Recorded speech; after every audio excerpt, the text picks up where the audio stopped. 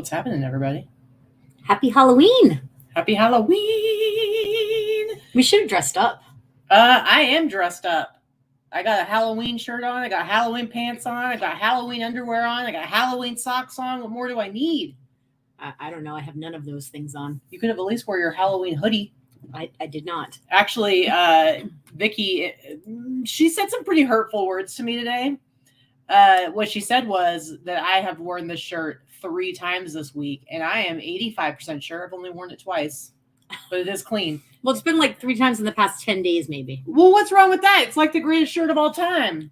And when I got this shirt, it was like too small for me, and now it fits me, and so I'm going to wear it as much as possible.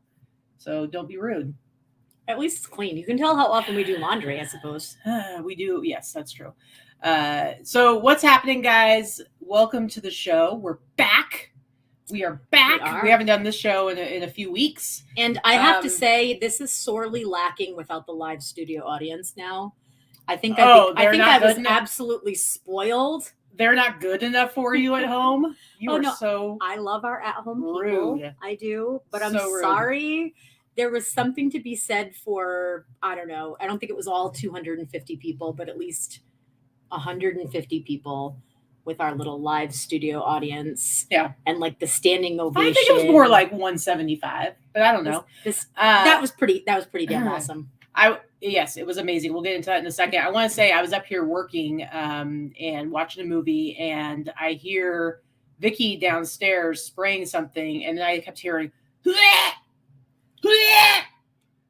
I was coughing. No. Not vomiting. No, you did some dry heaves early on, and I was like, I did not know it was before you coughed. You were dry heaving. You may not remember. Maybe you blocked it out of your mind. But she was using the LA's Totally Awesome. It's like, it's not even like, nowhere on the bottle does it say use it for clothing. It's like a degreaser. But it works really well on stains. That's why I'm coughing. But we use it like full. We don't like water it down. It was like I mixed bleach and ammonia. But I don't know what she was doing. She like had her face next to it, but she was like inhaling all the chemicals, and she's like dry heaving. It was ridiculous. It was so strong. It was like I was mixing bleach and ammonia. Guys, if anybody's ever done don't ever do it. A, first of all, don't do that. But B, if you've ever done that even by mistake, you know what I'm talking about. But honestly, well, if I did by mistake, they're dead probably. No, it doesn't kill you. It just can really mess you up. But anyway, I have bad lungs, for those of you that don't know, to begin with. And I've been battling a cold for this last week and a half, which I picked up my creeping conference crud, as I call it, because, I was hugging all my peeps. I was hugging all my peeps. You sicko. So I have a cold. Anyway, not the Rona. It's just a cold. Tested many times. I'm cool. But I've been doing, so I have some cough drops. But yeah, so I don't think that helped. I've just been hacking up half a lung downstairs. Ridiculous. Jen, you are correct. Next week. Guys, next week.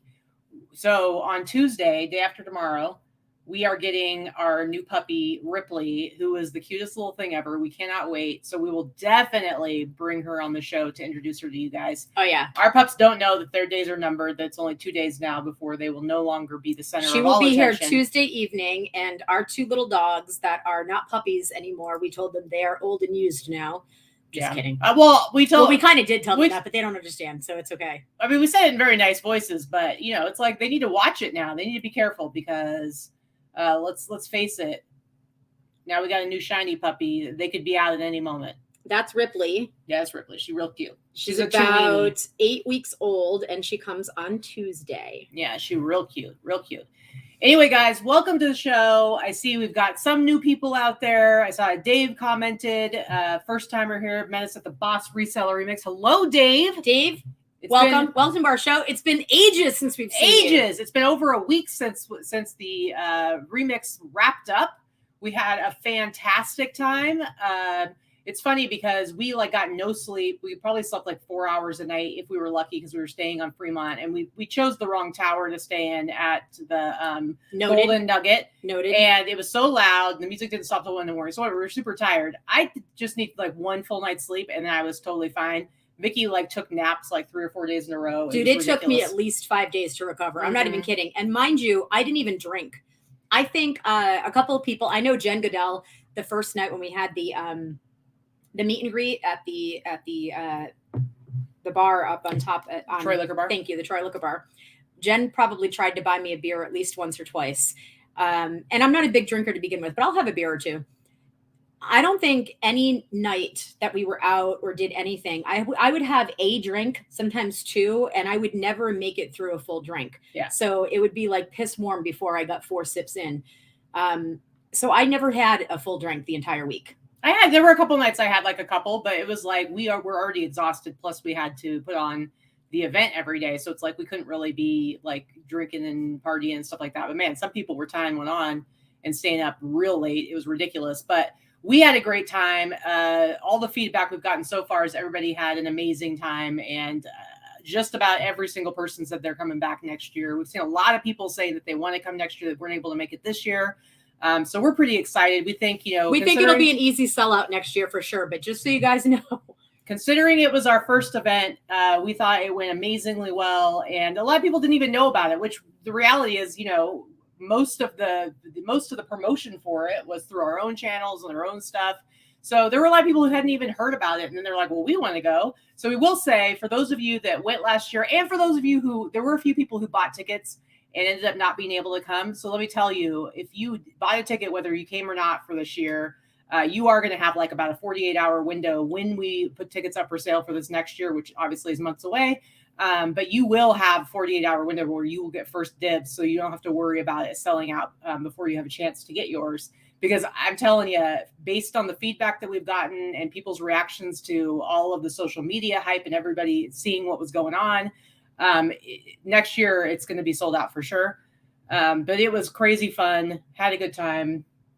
Everybody was awesome. It really was awesome. It exceeded all of our expectations. And let me tell you, Vikki and I have a lot of experience in event planning. So we knew we were capable of putting on an event like this. We knew we could do it. But even we didn't realize like how well it was going to be received and how well everything was going to come together. And we were just really happy with it, how everything went. And we loved getting to meet all you guys. We loved getting to see all of our friends that we hadn't seen in forever and to meet new people.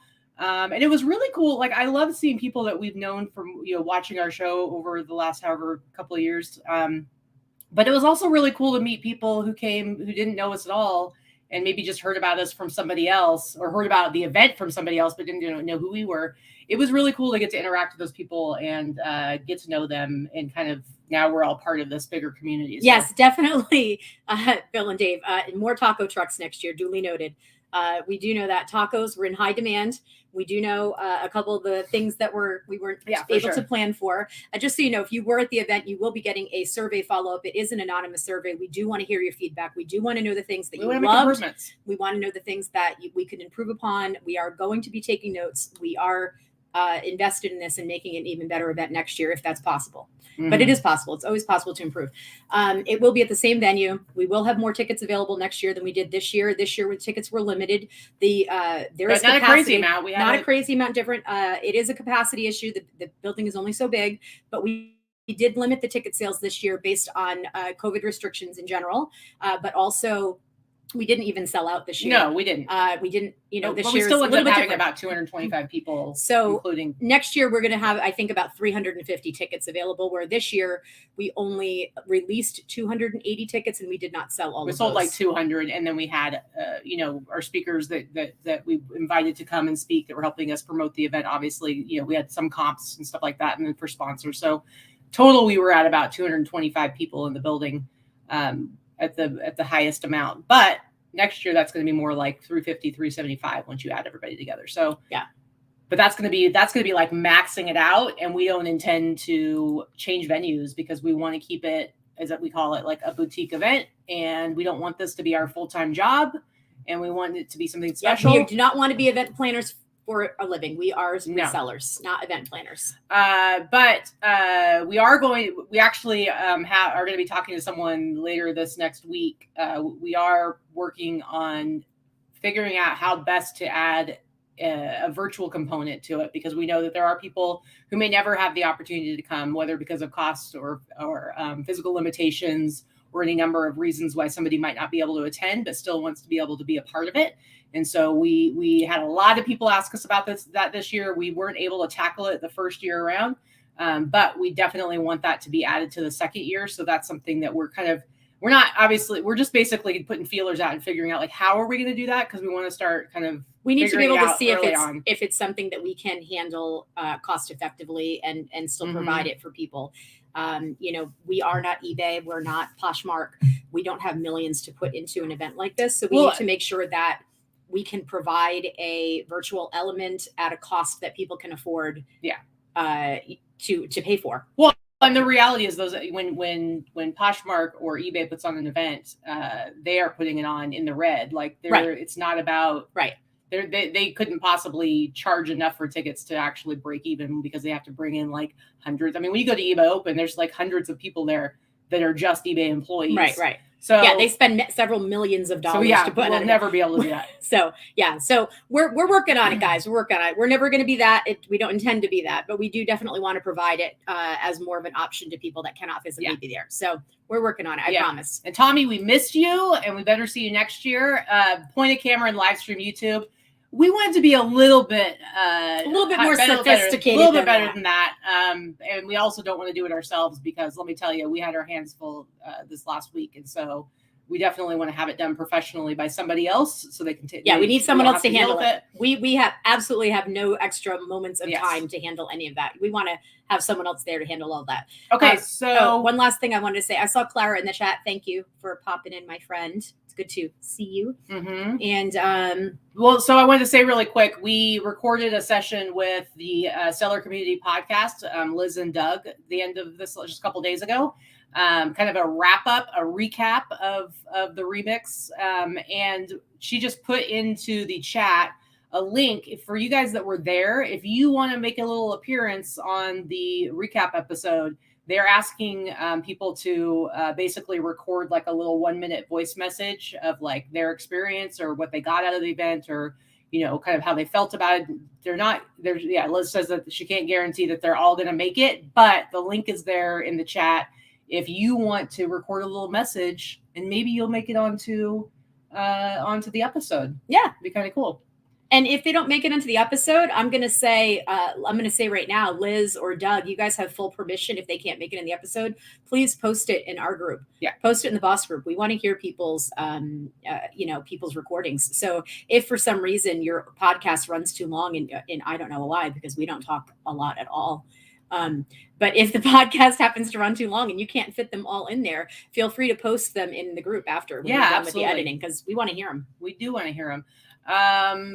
I see we got congratulations. It wasn't an eBay luncheon. It says eBay luncheon through Zoom. This is Gnome and Frog, Bill and Dave. But just real quick, I guess while we're chatting up stuff that we've been up to, real quick, Vikki and I were invited to come and be a part of eBay does like an all hands, basically like all hands on deck kind of quarterly meeting. It's like a Zoom meeting that's internal just for eBay employees. They do it every quarter. I think that it's like right after the numbers come out for the quarter, and they it's like they talk about numbers, projections, employees from all over crap that employees from all over the country or all over the world, actually. So 7,000 plus employees. It was like 7,000 to 9,000 watch it. I don't know. We don't know. No, I do, because they told us it was 7,000 to 9,000 people watch it live. They tune in live, and then they are also given the link to watch it different times, because there's many different time zones all over the world. So people, say in India, are not necessarily watching it live at 9 or 10 a.m. in the U.S. So it's being recorded. So we were asked to come and be a part of it. They'd never had sellers on before.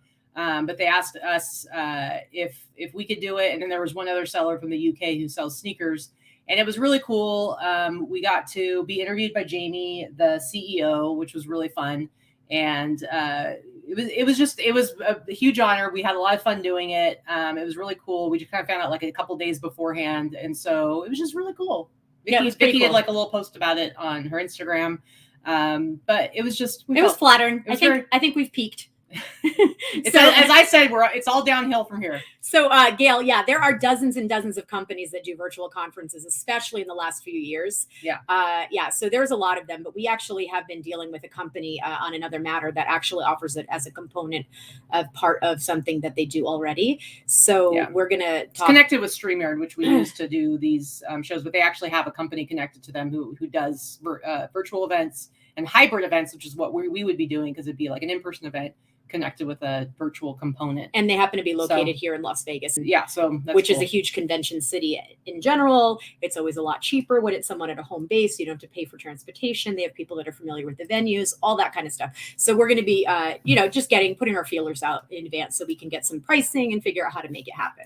Yeah, because it's like I said, it's not something we want to tackle. So we need to know that there's somebody that can basically take care of the entire thing for us at an affordable rate that isn't going to make us go broke. Anyway, so that's it. We'll stop talking about the remix, but I do still have the link to the remix website down below. So for anyone who missed it or they want to make sure that they get any updates, you can go there to the website and put in your email, and that'll put you on the mailing list for future announcements. Yeah, if you're not somebody that watches us all the time, or you're not in the Boss Facebook group, or you just happen to be tuned in at a different time and you're not watching us live, and you want to know, if you want to stay in the know, if you want to hear about it, if you just pop in every once in a while and you don't want to miss out on any announcements, definitely sign up to get on the email list so that you will know in advance before tickets go on sale next year. And we will we won't spam you, I promise. And we will keep you in the loop. Oh, and I think, Greg, I think you're right. Danica she probably did replace Casey this year as mayor of Fremont Street. That was what I had said when we brought up on stage. I agree. I would agree with you. Lady Love Junk. We miss you already. We want you back. And bring Chip next time. But anyway, guys, so it's Halloween. Halloween's like my favorite holiday personally. I love Christmas, but I mean, come on, I'm obsessed with horror movies. Christmas is mine. Christmas is a close second, but I'm obsessed with Halloween because I love horror movies. So I mean, I do have a deep love for it. So I'm pretty excited. We're not going anywhere for Halloween. We're staying home. I'm forcing her to watch movies with me, which I'm excited about because usually I just watch my movies while I'm working because she likes some horror movies, but she doesn't like a lot of the more schlocky stuff that I like, which I like a wide variety. I like the good stuff and I like the schlocky stuff. I don't only like schlocky, but so for instance, right now I'm getting through this Critters collection, which I'm enjoying, which one thing, even though I saw Critters like forever ago, I totally forgot, the redhead that's on ER in the last handful of years. What's his name? The character's name? Archie. So the redhead, he's the kid in freaking Critters, man. He's at least in 1 and 2. I remember that. Well, have you ever seen Critters? No. Well, so of course you don't. I think I saw it a million years ago, like ridiculous, the first one. Yes, ridiculous. I didn't watch. I didn't know that there was more than there's a trilogy or there's four of them. What is that? It's not a quadrilogy. Quadrilogy? No. Is that a word? Yeah. So we're gonna watch 2 movies tonight. You're gonna make us popcorn or something, but you did get us a bunch of donuts. We're gonna watch 2 movies. I did tonight. diet out the window today. I went to Pink Box Donuts here in town. Someone posted about it on Facebook, and I had like a murderous desire to go and get them today. So I drove to Pink Box Donuts, which I've never gone to before. They're kind of like our local version of Voodoo Donuts, but they're a little bit of a chain. They're a chain here. There's like, I don't know how many, but maybe half a dozen here in the Valley in Vegas. I bought a dozen donuts, $25 for a dozen donuts. It's ridiculous. We're never even going to come close to eating a dozen donuts, but I figure we're going to take bites out of all We'll of them. have like 3 bites, 1 bite out of each one, 2 bites out of each one. I would like a flight of donuts, please. But I'm pretty excited about it. So anyway, we're going to watch 2 movies tonight. And, I could have been, she was like, what horrible movies are you going to make me watch? So I actually think I was relatively nice to her. So first up, we're going to be watching Deadly Friend, which is an amazing Wes Craven movie that I love. Got Christy Swanson in it. It also has an appearance by what's the old lady's name from Throw Mama from the Train and Goonies? I don't know. I don't remember what the actress's name is. Ellen. But she's in it, and she meets a very nuts are making me thirsty. Yes, a very grisly demise. And I almost went for a Christy Swanson double feature to follow this up with the movie and original Buffy the Vampire Slayer, which is amazing, which has your boyfriend in it. From 90210. Luke Perry. But R.I.P. So we're going with Deadly Friend, which according to my Facebook memories, I also watched Deadly Friend for Halloween in 2009. So 12 years later, we're going to do it again. But I decided I'd be nice to Vikki and let her watch a movie that she hasn't seen in a long time, but does love. Beetlejuice. I got the 4K version here, so I'm excited to see this version of it and see how amazing it looks. But that's going to be our night. On our 4K TV. I don't know. What do you say? We have a 4K TV. What big deal? It's still like 4 years old. Brag about it. We got your 4K. They got 4K TV. And we're like, which means nothing. We have like 3 movies that it actually makes a difference on, if that. I can't even tell. She bought herself a 4K 4K TV like 4 years ago, and nothing is 4K. I don't even know why. You didn't even know what you're doing. You no, it was it was on clearance. It was. I literally got a 4K Blu-ray player like a couple months ago. So, but I just think it's really funny that you just said on our 4K TV. We got a 4K TV. It's a 4-year-old cheapo Roku TV from Amazon from like an Amazon Prime Day. What are you watching your YouTube? What are you watching your movies on? Probably nothing as cool as my 4K TV. It's like a $200 TV. We've got to go on with eBay and talk to the CEO because we're so cool. And now we're going to watch a movie on a 4K TV because we're amazing. Ooh. You're ridiculous. You are ridiculous. All right. You want us to actually do our show now, 20 minutes in? No, Tommy, we will not be watching Faces of Death, but man, I remember watching those when I was in high school with my friends. I have faced enough death, my friend. I don't need to watch it on TV. Anyway. All right.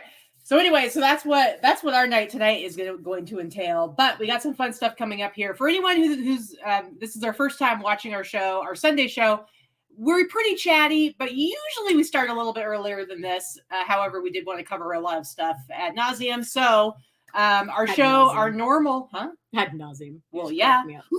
That's you spraying stuff. Anyway, I'm just gonna make you giggle and maybe choke on a cough drop.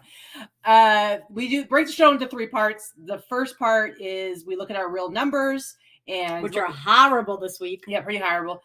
For us, we're gonna look at our real numbers, look at our gross numbers across our platform, some of the fees that go into it, our cost of goods. I can definitely say that all of the time that we were putting into the remix definitely made our businesses suffer. I am ready to get down to business, as the title of our show says. Time to get back to work. Maybe we can Maybe we can salvage the rest of Q4. I will say Q3 for a few months now. For those of you that are in the Boss Facebook group and see like my regular posts about what kind of listing I've done, a good day for me was like I got 3 new listings up, which in the past normally I want to do like 10, 15 listings. I'm not like a power lister. You'll do more than that. But listings been pretty slim lately. So want to get back into that. Middle part of our show, we look at some sales highlights for the last week. Since we haven't had a show for 3 weeks, we did cherry pick some stuff going back to like the 10th of October. So we're actually pulling from that. So some of our sales highlights for the last few weeks. And then the last part of our show is our haul part. For those of you who watched, Vikki we just put out an unboxing video 2 days ago. Vikki got yesterday. I think it went out yesterday. It went out Friday. Oh. 2 boxes. She got through the bigger box and then she saved the smaller box. So she's actually going to do a second unboxing as her part of the haul. And then I have stuff that I picked up at ThriftCon when I went to do went to a pop-up vintage thing with Britain. And then also some stuff I got at yesterday's Fits a couple days ago. So we've got some cool stuff to show. I think this is probably going to be one of our slightly longer shows just because we have a lot of stuff to show. But I think that's okay because you guys, I mean, you're here. You must kind of like us a little bit. I mean, there's one person that gave us a thumbs down, but they're probably not actually watching. So as long as you guys want to stick around, hate is going to hate. Don't ever say that again. What is happening to you? You're over here bragging about this, bragging about that, talking about your 4K TV, and suddenly you're talking about haters going to hate. Maybe no. My halls have drugs in them. You have an almost 30-year-old child. You don't say those things. Okay, guys. Anyway, let's get into looking at our numbers for the week. We're going to start. This is actually one of those very rare weeks and not something to brag about since neither one of us had great numbers for what we normally do. But this is a very rare week where I actually did very, very slimly beat you as far as my gross. True. But then you still, your costs were lower, so you were still able to beat me when it comes to net. Anyway, so I will say eBay, this is what's sad. My eBay has been so down that I've literally had days where my previous 7 days were like $400, $300, which for a full-time reseller who's been doing this for quite a while, that's pretty low. So for me, I had a pretty good week just because I'm over $1,000 for eBay, which is real sad. So 18 eBay orders. 14 Etsy and Thrilling orders, 3 of those were Thrilling, nothing on Instagram. And then I had 6 Grailed Mercari orders, 3 on each of those platforms for a total of 38 outgoing orders. My eBay gross sales, $1,119.62. Etsy and Thrilling together, $920.86. Just over $200 of that was Thrilling. I actually had sold like 3 things on Thrilling this last week. Instagram, nothing. And then $329 on Grilled and Mercari. It was a pretty equal split between those 2 platforms. So my total gross sales, $2,369.48. As you guys know, or some of you guys know, I really like to have that gross sales hit 3,000. But with how bad our numbers have been lately, anything over 2,000, I'm at least grateful for. Although we're now at the end of October, so please, can those numbers kick in a little bit better? It'd be great. Shipping, $139.75. You can see the breakdown of the fees there, which is kind of rough because obviously I've added some platforms together and stuff. It gives you a basic idea. $390 for my cost of goods. So my net total sales, $1,582.73. Meh. My gross average sale price, $62.35. I try to hit 70 and above, so it's okay. But obviously, I've been selling a lot of stuff, kind of lower price stuff for me. My net average sale price, $41.65. So you can see I'm $23.69 at gross, $15.82 at net, and I think, yeah, you're a little bit lower than me on gross and a little higher than me on your net. So yeah, so this is a really crappy week. So to be fair, I did turn off all of my stores. For the entire week that we were at the Remix. I have not listed anything new on any platform in almost 2 weeks. I'm going to start right after the show. So I had everything turned off. I turned back my eBay store and all of my other stores back on last Saturday.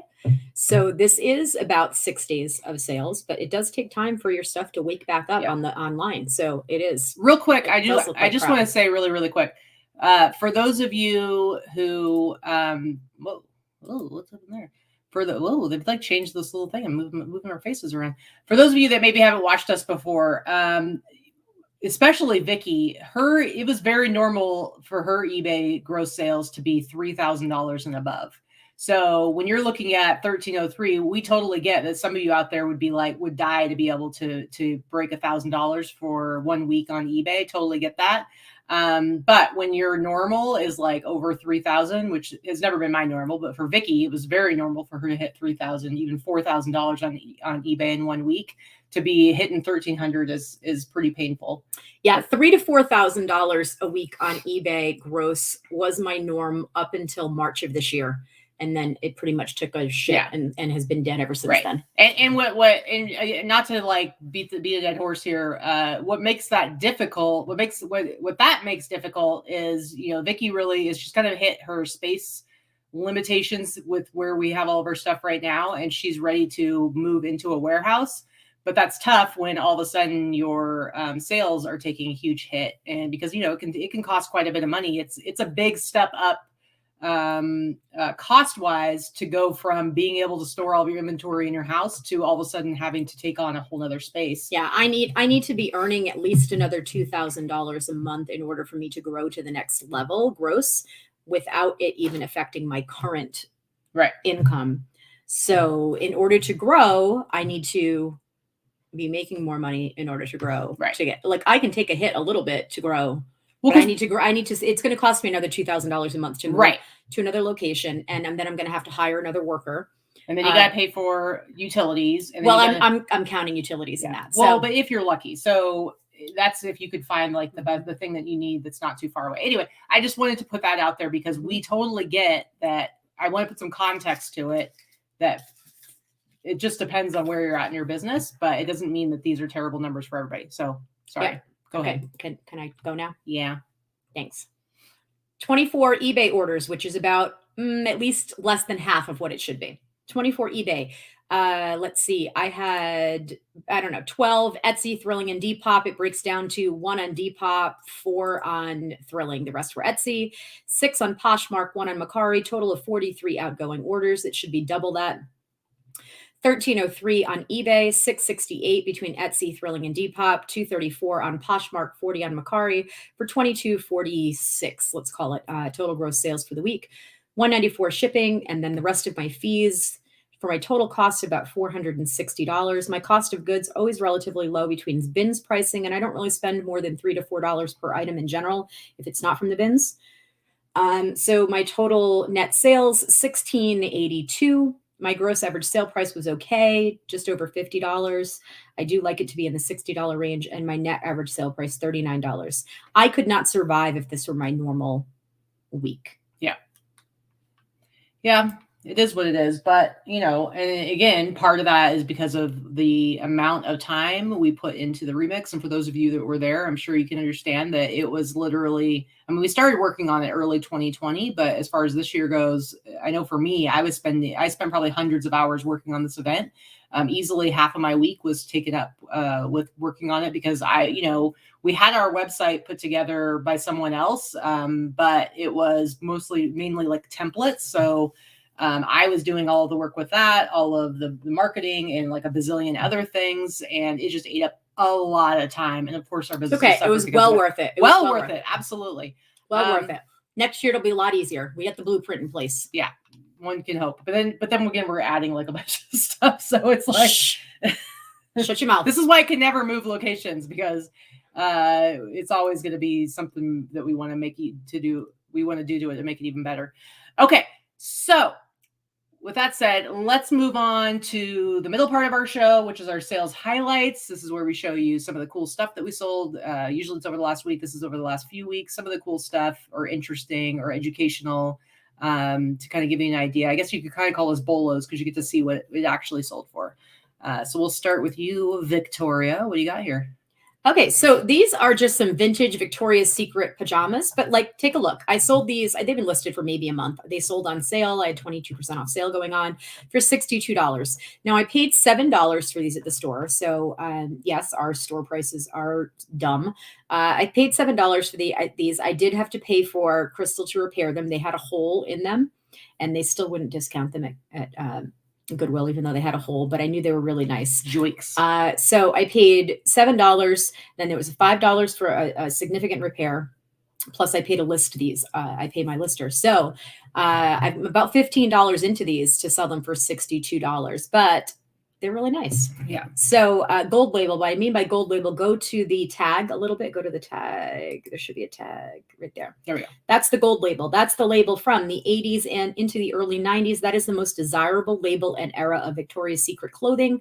So when you're looking for Victoria's Secret, like pajamas and bras and things like that, that's what you want to look for. Of course, Victoria's Secret, almost anything does sell, but that's the label. When you put gold label, that's what they mean. All right. Cool. All right. First up for me is this t-shirt. So I picked up the shirt at yesterday's Fits, paid like $15 for it. Knew nothing about it. I just thought I knew it was a vintage t-shirt from the 90s based on the tag. And I think it might actually have a date on there. Yeah, it's 94. But based on this Fruit of the Loom tag, that's definitely a 90s tag. And I just really liked the design, the big print. I went starfish. I don't know. And I went and I, tried to do my research. I don't comp everything, but when it's something like this and it's got words on it, of course I'm going to look it up because it might be something special. I could not find a single thing about it. It says starfish, amour, which is what love, and I couldn't find anything about it, but you know what? I still priced it up because I thought it was super cool. And I'm optimistic, you guys. I'm just optimistic. So I've had it for a few months, but I did end up taking an offer for $100. So, I'm not about the quick flip. I personally would rather go, take it slow and get a good price for something. Not that every random t-shirt I'm going to price it over $100, but I thought this one was special. And apparently somebody else thought it was special because they paid $100 for it. And it's a super cool shirt. So, I guess that just goes to show you that it's all kind of relative and you just kind of get to decide what value you want to put on stuff. And if you can get people to buy it that way, great. And you're willing to hang on to it for a while, even greater. All right, what you got here? Can you scroll up so you can see titles? Yeah, sorry. Yeah. So this is just a basically the classic Novacek Burberry tie. This was, I apologize for these photos. This person does not do photos for me anymore. This is not Crystal. This is not me. This was purchased as a large lot of items that I got in Atlanta when we were at Laurie Wong's division, Reflections of Trinity warehouse. And this happened to be one of a couple of designer items that I was able to find. And it took me, I don't know, we did that, went there in April. So I've had this since April and it sold, for that price you see there, 101. Wow. And I probably, and if I went by per piece of the items that I purchased, I think I paid about $3 or $4 for it. Yeah. Well, you pay by pound though.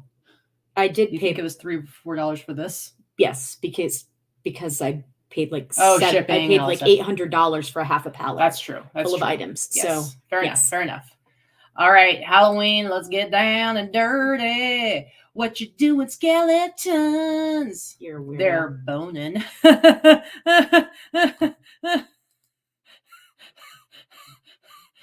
right, stop that.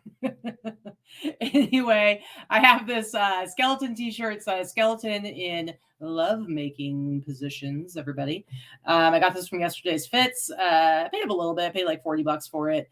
I thought it was funny, and it's got a nice fade to it. I did sell it for the price you see there. There are other ones out there I was able to comp. I think I still was able to sell mine for a higher price than a lot of other people have. Because I don't pay a whole lot of attention to comps, because I know that, I do free shipping, I do free returns, I ship all over the country or all over the world, blah, blah, blah. So I sold it for $139.99. So got full price on that. You're out of control. Just for, a couple of skeletons boning down. You know what I'm saying? You know what I'm saying? You know what I'm saying? You know what I'm saying? You know what I'm saying? You know what I'm saying? You know what I'm saying? You know what I'm saying? Stop. All right, next up. Go ahead. She hasn't even had a donut yet. There's no sugar. I am drinking. I am, however, let me be clear here, guys. I am drinking a little bit of coffee, cold brew, nitro. It's delicious. Because that's what you need, more caffeine. There we go. All right, tell us about this doll and why she's creeping us out. So, creepy doll. I think I showed her in a haul at some point. I picked her up at a Savers for $3.99, which is strange because, as you guys are all talking in the chat, our Savers here is out of control with their pricing lately. I rarely buy anything there anymore. And it sat for a while. This is a big doll. And I had pricing at like $50 flat rate, knowing that most of the places it was going to go was going to cost that much. This doll only weighs about 5 pounds. Fully boxed. It's because it's hollow, but it's more than 30 inches. It's like 32 inches, but she was in really, really nice shape. She actually sold to Canada. I had a gentleman that was trying to purchase for a very long time and a collector in Canada. And for whatever reason, eBay was not taking any form of payment that he was trying to pay with. So he paid $125. I was perfectly happy to sell it for that. Plus he paid a lot of money for shipping to Canada because it was 5 pounds. And I used UPS to ship it to Canada using Pirate Ship, which I normally do not do. However, I don't usually use third party for international, but because it was only Canada and not somewhere else where they're paying a third party VAT drop off, UPS to Canada, I did a little bit of research and I found out it wasn't as bad as it used to be. For years and years and years, I wasn't doing that because they used to have third-party delivery charges that they would tack on at the end. But I did a little bit of research, which I suggest you do as well, if you're interested in it at all. But the UPS for Priority International, not First Class International, not the lower cost, not simple export rate, but for over 4 pounds, Priority International was vastly cheaper than the USPS Priority International. And the time frame was a lot faster. So look at this. Ooh, look, we can add ourselves down the bottom in the corner. This is new. I wonder if that's true for Australia too, because I have my guy who I'm like his own personal freight forwarder because he buys a lot of vintage from people who won't ship to Australia. But let me finish my thought. I was just checking out his next box that needs to be shipped over there, and now that Pirate Ship is doing UPS, it was coming up, especially for sizes that are bigger than what UPS would or USPS would take for international. UPS was cheaper. Yeah. And they'll take a bigger size. So this was like $40 cheaper, which means that I pocketed the $40 because I put in calculated by weight and by size. So he paid for the shipping. So I pocketed an extra $40 on the shipping. And I don't feel a bit bad about it because he agreed to the price.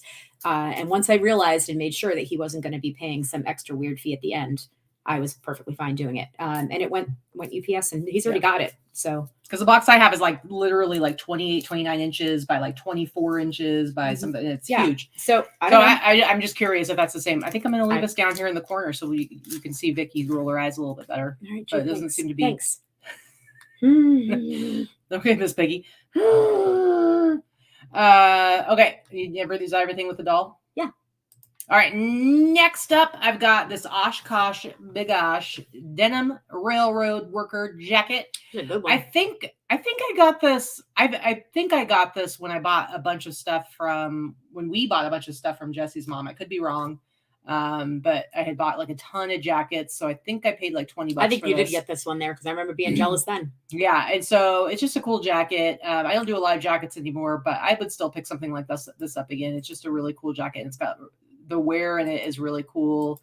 Anyway, but I've had this listed I probably had it for close to a year, but whatever. I haven't really been doing anything with my jackets, so they're just kind of hanging out.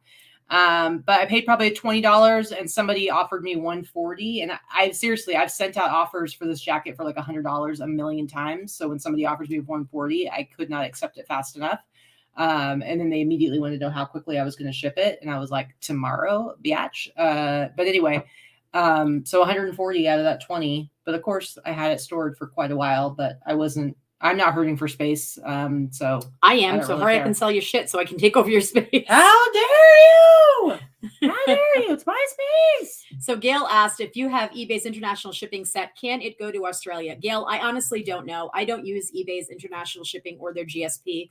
That's something you should definitely check out on eBay's site, to be honest with you. I'm terrible at answering those questions because I have not and never will use those services. So I only know how to ship on my own internationally. Yeah. And pirate ship is the way to go. Sorry. You will never find a cheaper way, especially for first class international, than shipping through pirate ship. There's no other service. Nobody, not eBay, not any other selling platform, is going to give you as cheap a price as what you can get doing the simple export rate on pirate ship. And you have no more protections using it, selling through eBay than you do any other way. So there's really no benefit anymore. If there ever was. So I'm never going to recommend it, honestly. So I don't know how to answer those questions. I think both of those methods of GSP and international eBay are absolutely archaic and useless. Yeah. So, I mean, that's my hard answer on it. I'm sorry. Yeah. All right. Next up for you.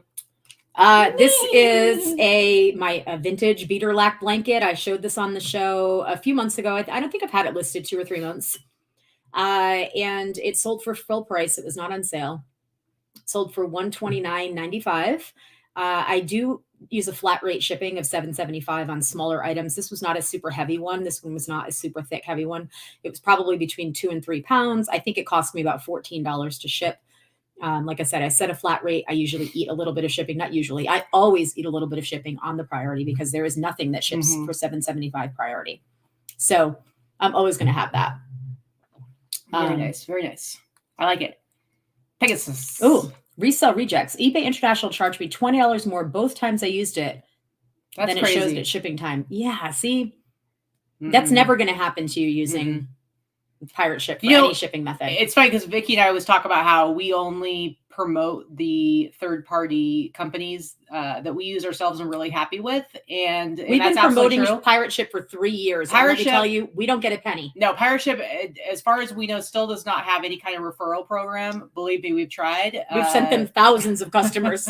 But so we don't get anything out of talking about them. But I will say, hands down, they have the best customer service and the best overall the best prices. There are some things that are cheaper to ship through other means, but for the most part, for what we use it for, it's great, and their insurance is cheap, and they've always come through for us. I've yet to be disappointed by service from pirate ship. It is what it is. It's an amazing company. We just wish they would, throw us a little something. Throw me a bone here. Throw me a freaking bone. What's happening? I don't know. It's Halloween. You stop that. What was that? What was it? What? A bone. Halloween, a skeleton. Oh, forget it. Forget. I was talking about the accent, but whatever. Anyway, that was my New York accent. Anything else? No. All right. No. You don't appreciate me. You're gonna sing us a warrant song and really mean it. She's my cherry pie. Cold drink of water, such a sweet surprise. No, you sell it all the way through. You fade away. You get a little scared. It's like you start out strong and you kind of fade away. Rude. Anyway, this warrant t-shirt, I accepted an offer that was lower than I really wanted to, or it might have been an offer to watchers, offer to buyers. But I need some money coming in, guys. I needed to have some money coming in. But I paid like $50 for this. Got it yesterday's fits. And I think I sent an offer to buyers for $150, and somebody accepted. I know. What, were you going to give me $150? No, because I won't wear it. I just mean I don't love it, but I won't wear it. Yeah. So let me tell you, I wish I could have made more on this shirt, and I really think I could have, but I need some money, guys. Come on, I gotta have money coming in. I gotta be able to keep buying more inventory. Gotta pay my bills, which are due today or tomorrow. Yeah. Speaking of, pay up. Where's that landlord gif from Will Ferrell's daughter? That little baby. It's my favorite thing still. Anyway, yeah, so $150, whatever. I've still made money on it. Was able to bump my numbers up a little bit. It is what it is. You do what you got to do, guys. All right, next up for you. I've been sitting on this one for a while. I got this one time when we were sourcing. I don't know why I remember this, but I got this one time when we were sourcing in Phoenix, because I remember showing it at a haul video in Teresa's Airbnb, RIP, that she has now sold, that we are never going to be able to stay at again, which bothers me. Just kidding, Teresa. Aww. You should have kept that Airbnb just for us. Anyway, I paid maybe a couple dollars for it. I can't even remember where we got it, but I definitely got it there. I think it may have been at that my favorite place that used to be my honey hole that is now terrible. In Kingman, maybe. Yeah. I think it was the Arc place. So if it was the Arc place, I paid maybe $1 or $2. Yeah. And it sold for the price you see there. So I probably had it for at least a year, and it sold for $129.95. Very, very cool, man. Very cool. All right. Next up is this t-shirt. This doesn't even, I mean, it's got a tag. It says California Pride, whatever. It's not really important what the tag is. This one I just wanted to show because I actually do pretty well with like striped shirts like this, or like some of the, not this one I wouldn't call a surfer shirt, but I had another shirt that I'm not showing you guys. That's kind of like reminds me of like a Beach Boys type of sort of shirt. But I have other ones that I tend to call like surfer shirts that have more like the stripes in it are a little bit more like not just uniform like this. Anyway, this shirt, I'll always pick up stuff like this. It's a vintage t-shirt. It doesn't have any special brand. It doesn't have any graphics on it. But it's just a basic striped pocket tee, and I paid like $5 for it. And I actually haven't had it for that long. Maybe I've had it for like 3 months at the most. But let's go over and look at Flipper Tools and enter that in and see what I sold it for. It was 10% off, so I sold it for $62.99. So again, I paid like $5 for it, sold it for $62.99. I can sell shirts like this all the time. Again, it's not, this is what is like bread and butter kind of vintage t-shirts. Kim says my 5th grade teacher wore this shirt. Definitely kind of a nerd shirt, but stuff like this, like don't overlook it. It's not worthless. It's not boring. Like people look for this kind of stuff. No, it's a look. It's a look. Like girls wear this type of stuff too, though. I can tell. Yeah. Well, and this is the kind of stuff that's like cute little. It's 70s, not exciting. 70s girls can pull this off. It's not exciting to put on my Instagram because, like, nobody's gonna care. Like, oh, plain striped shirt. Where's the mullet and the Oliver Prince? But front hit, back hit, side hit. But stuff like this is like the core of my overall selling. It's like it makes me some serious money. So don't overlook this kind of stuff. All right, next up for you. This is something I never showed this in a haul or anything, but this is just a vintage jacket that I picked up, I think at the bins. So I paid maybe $2 or $3 for it. Just vintage, basic 80s. Ooh, reversible. This is a women's jacket. It's like just a puffer down jacket, ski jacket. It sold for the price you see there. I've had it listed for a while. Wowza. I did a whole bunch of ending and doing sell similar. Yes. I know that's not the way to do it anymore, but tough titties, my shit wasn't selling. So I ended a whole bunch of stuff and did it because I had a lot of stale listings. And with a lot of these changes that have been happening on the platform, my stuff was not getting viewed or offers or anything. Nothing was selling unless I was sending offers to buyers. Right. So I'm sorry. Got to do what you got to do. You got to play with your listings and manipulate them and massage them to get the stuff out the door, right? So this is one of the items that sold at full price because I ended it and hit sell similar and it sold the next day. Very cool. So I bought it at the bin. So maybe I paid $3, $4 for it. Yeah. All right. Next up, guys, my Wisconsin stuff is always going to sell. It's funny. In this last week or two, I've actually sold 2 different Wisconsin Badger sweatshirt. This one that's kind of like it's sort of like a jersey, but it's like a sweatshirt material. And then the other one was just like a heather gray sweatshirt, and they both sold for the same price.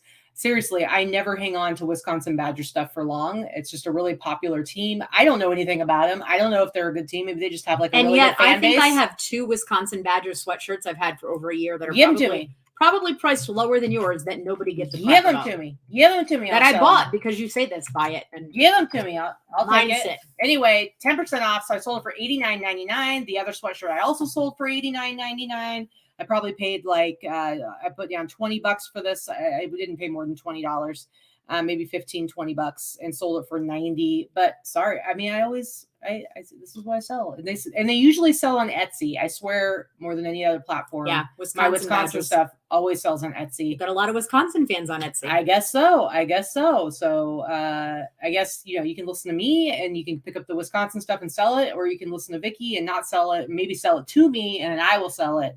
Either way, give me all your Wisconsin stuff. All right, next up for you. Woo, inappropriate. That's very sheer. Very sheer. What's happening? So pick this up from my weekly source that I put on hold for the next few weeks, both because of our reseller event and because Crystal needs to do catch up on some of the stuff because I've been picking up too much for her.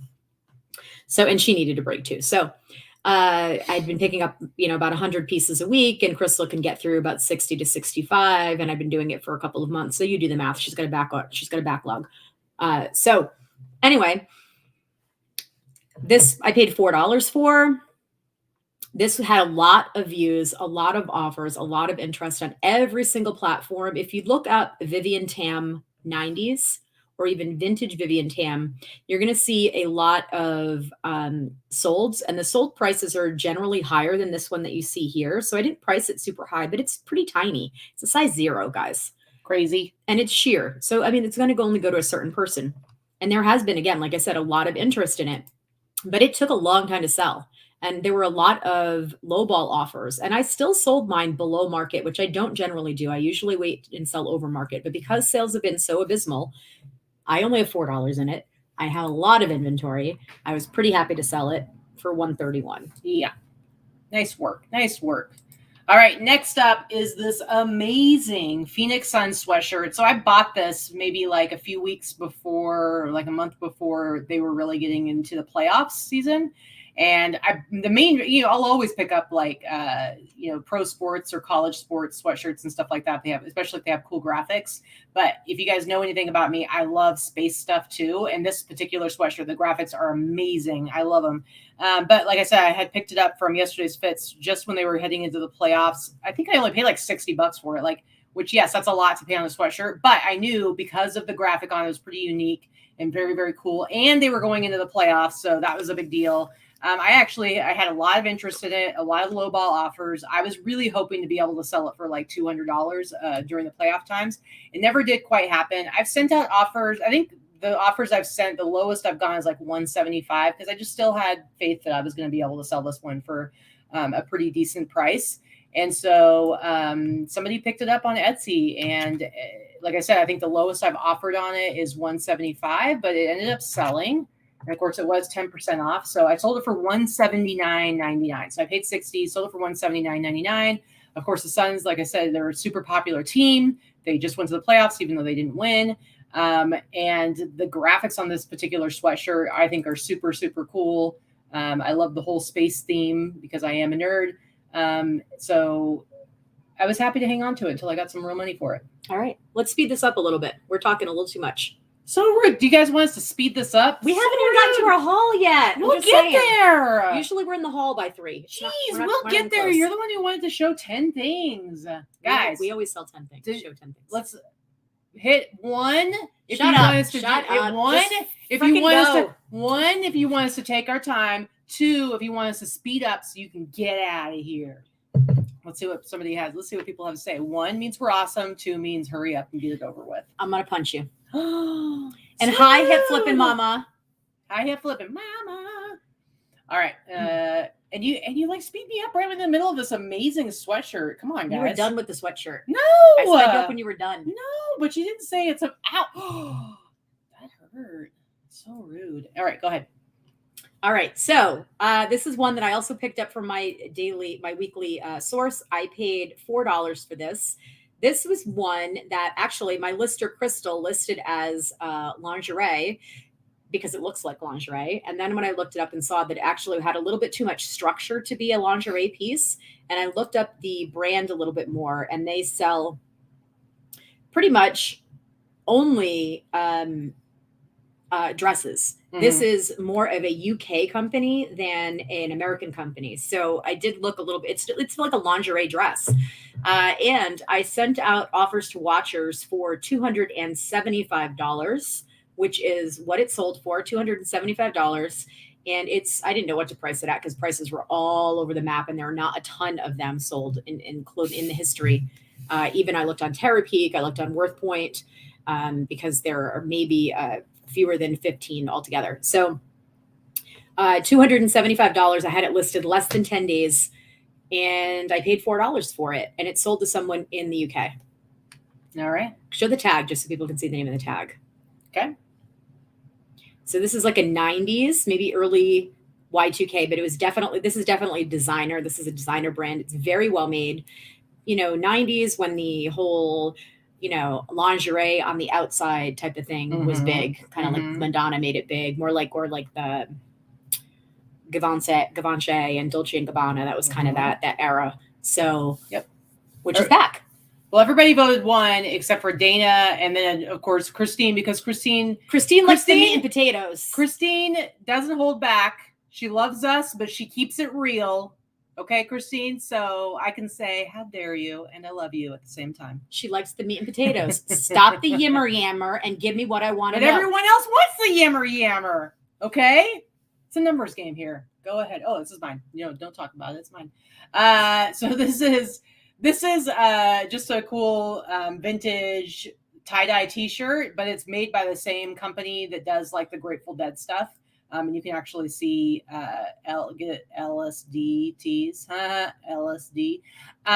It's the same it's the same designer and artist that does like a lot of the Grateful Dead stuff. So it's just a really cool shirt, super worn and faded and holes and everything. So I paid like $15 for it, but I priced it high because I just think it's a really cool shirt, and it kind of makes me think of like Alice in Wonderland with the cat, even though it's not the Cheshire Cat, just the cat smoking on the hookah. But anyway, I guess that was the worm, though. It was what was the worm? Caterpillar or whatever. The caterpillar smoke. Anyway, anywho's, I took an offer for $90 on Grailed. Again, I paid like $15 for it. Whatever. I put a high price on it. Who knows? It could have sold right away for a super high price. But then somebody swooped in and offered $90, and I'm like, okay, I've had it for a couple months. I'm cool with that. But I think it's a super cool shirt with like the perfect fade and wear on it. All right, go ahead. What's the next thing you have to show us, ma'am?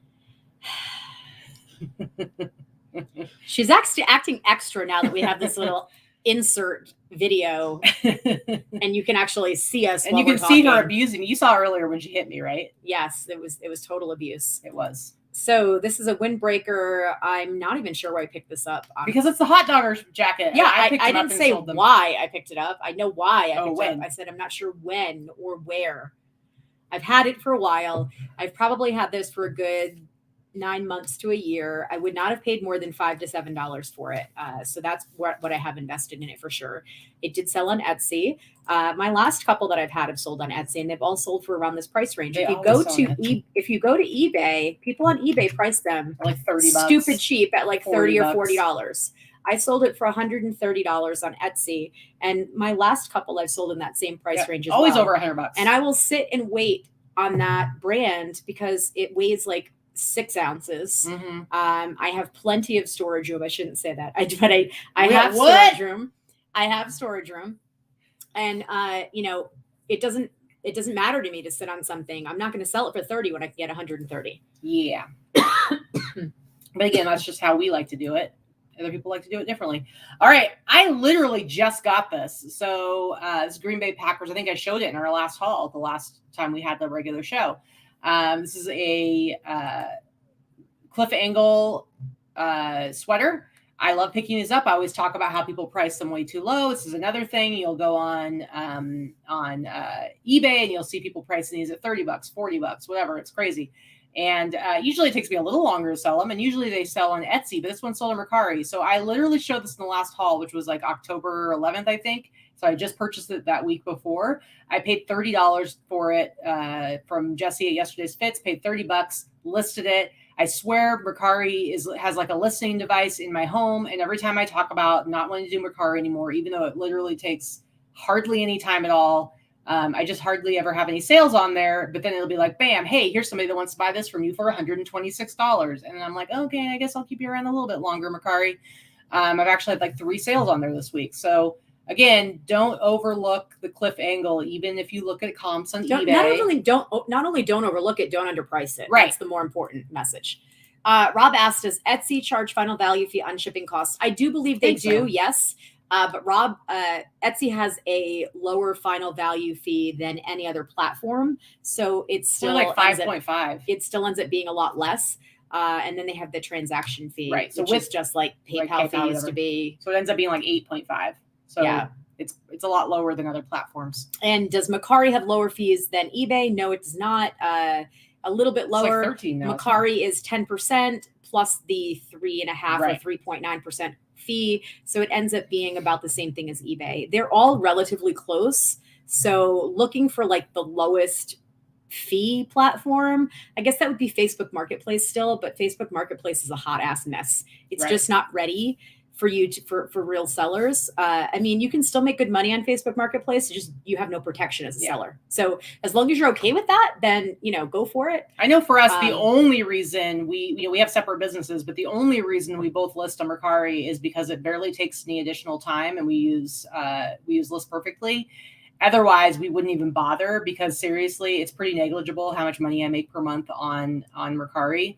I certainly wouldn't do it as a standalone platform that I had to list on. It would be absolutely not worth my time. But because it takes such a small amount of time, I'm like, ugh, whatever. I cross post here's a reality check for you, Rob. Okay, so I have almost 4,000 items listed in my eBay store. I have all of the applicable items in my Etsy store. So I have about 2,000 items, maybe 2,500 items in my Etsy store. So everything that is vintage that is allowed on Etsy is on Etsy. I have 3,000 items on Poshmark. I have 3,000 items on Mercari.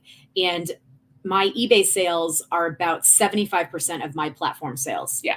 So the other 25% is the other platforms combined. So it's because eBay is a monster as far as visibility. Yeah. eBay has the market share majority by far. You can combine all of those other platforms, multiply them by 10, and then maybe you'll have the amount of buyers that eBay has. But if you have vintage, you absolutely should be listing on Etsy as well. 100%. You're not going to make as much on there as you're going to be making on eBay, but it's an amazing supplement, especially with where sales have gone for eBay over the years. That's definitely gone down. Overall, I would say. So if you're going to be listing on multiple platforms or using cross-posting software like List Perfectly, you sell vintage, you want Etsy. Yeah, cross-posting is the way to go as far as making sure you have more eyes on your items on multiple platforms. Especially if you have higher price stuff. I wouldn't say that you want to focus on any one other platform. If you're going to focus on one platform only, then it should be eBay, because eBay is going to have the largest market share and the largest number of buyers for anything. Yeah. If you are going, unless it's handmade items, then probably would be Etsy. If you are going to only, if you're going to cross post, then I say cross pollinate. You take those same items and cross post them on many platforms. Yeah. So, and we'll go from there. All right, Hip Flippin' Mama says, guess what T-shirt I'm wearing? I'm going to guess she's wearing that Mike Tyson T-shirt I gave her. That's worth $1 bazillion now. True story. She says no song required, and then she says, love you too. Love you too, Mama. Mama, I'm gonna sing a little song for you anyway, because you didn't get greedy. Anyway, love you, Hip Flippin' Mama. You're awesome. Thank you for the $4.99 super chat. We'll get a couple tacos with that. Allison, we are going to talk a little bit. Well, I've got a couple of thrilling sales to share. I don't have any thrilling sales to say. No, they're taking too long to put my stuff up right now. Sure. But we're not going to get into what thrilling is, but check it out. Shopthrilling.com. It's just for vintage stuff. But check it out. See if they ask you how you were referred there, please say my name, because I don't have to pay. Or say my name. Or her name. No final value fees for a month. Anyway, speaking of different platforms and the amount of work that goes into them, I will say Thrilling is the absolute least amount of work because you basically just download a CSV file from Etsy and then they do all the work for you. They make really terrible titles, but you don't really care when people start buying your stuff. I'll show you my numbers in a little bit from Thrilling. What's great is it's really hands off. You don't do a whole lot. They send you a label, you ship it out. And I think Allison has had some crazy. Why don't you tell what happened with Allison this last week? Tell about what happened with her. Tell about what happened with her. Well, yeah, it was funny. Oh, no, she messaged me and she's like, hey, I think I sold something on Thrilling on Monday afternoon. She had gotten the payout.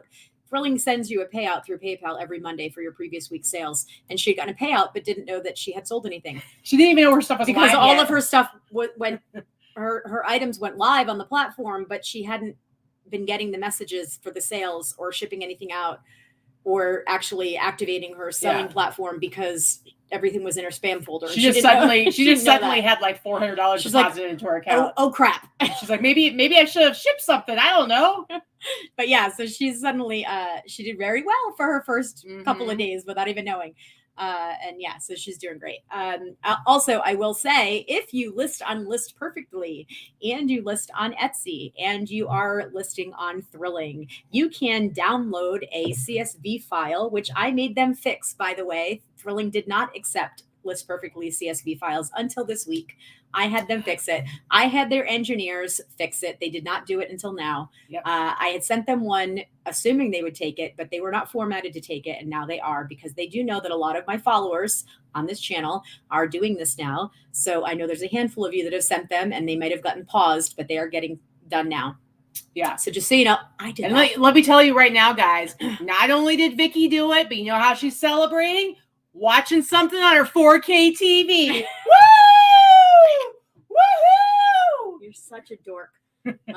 Anyway, so you can go into your List Perfectly catalog. If you hold your items in your List Perfectly catalog, you can download a CSV file by platform on Etsy, which is also a request I made through List Perfectly that they made live very quickly.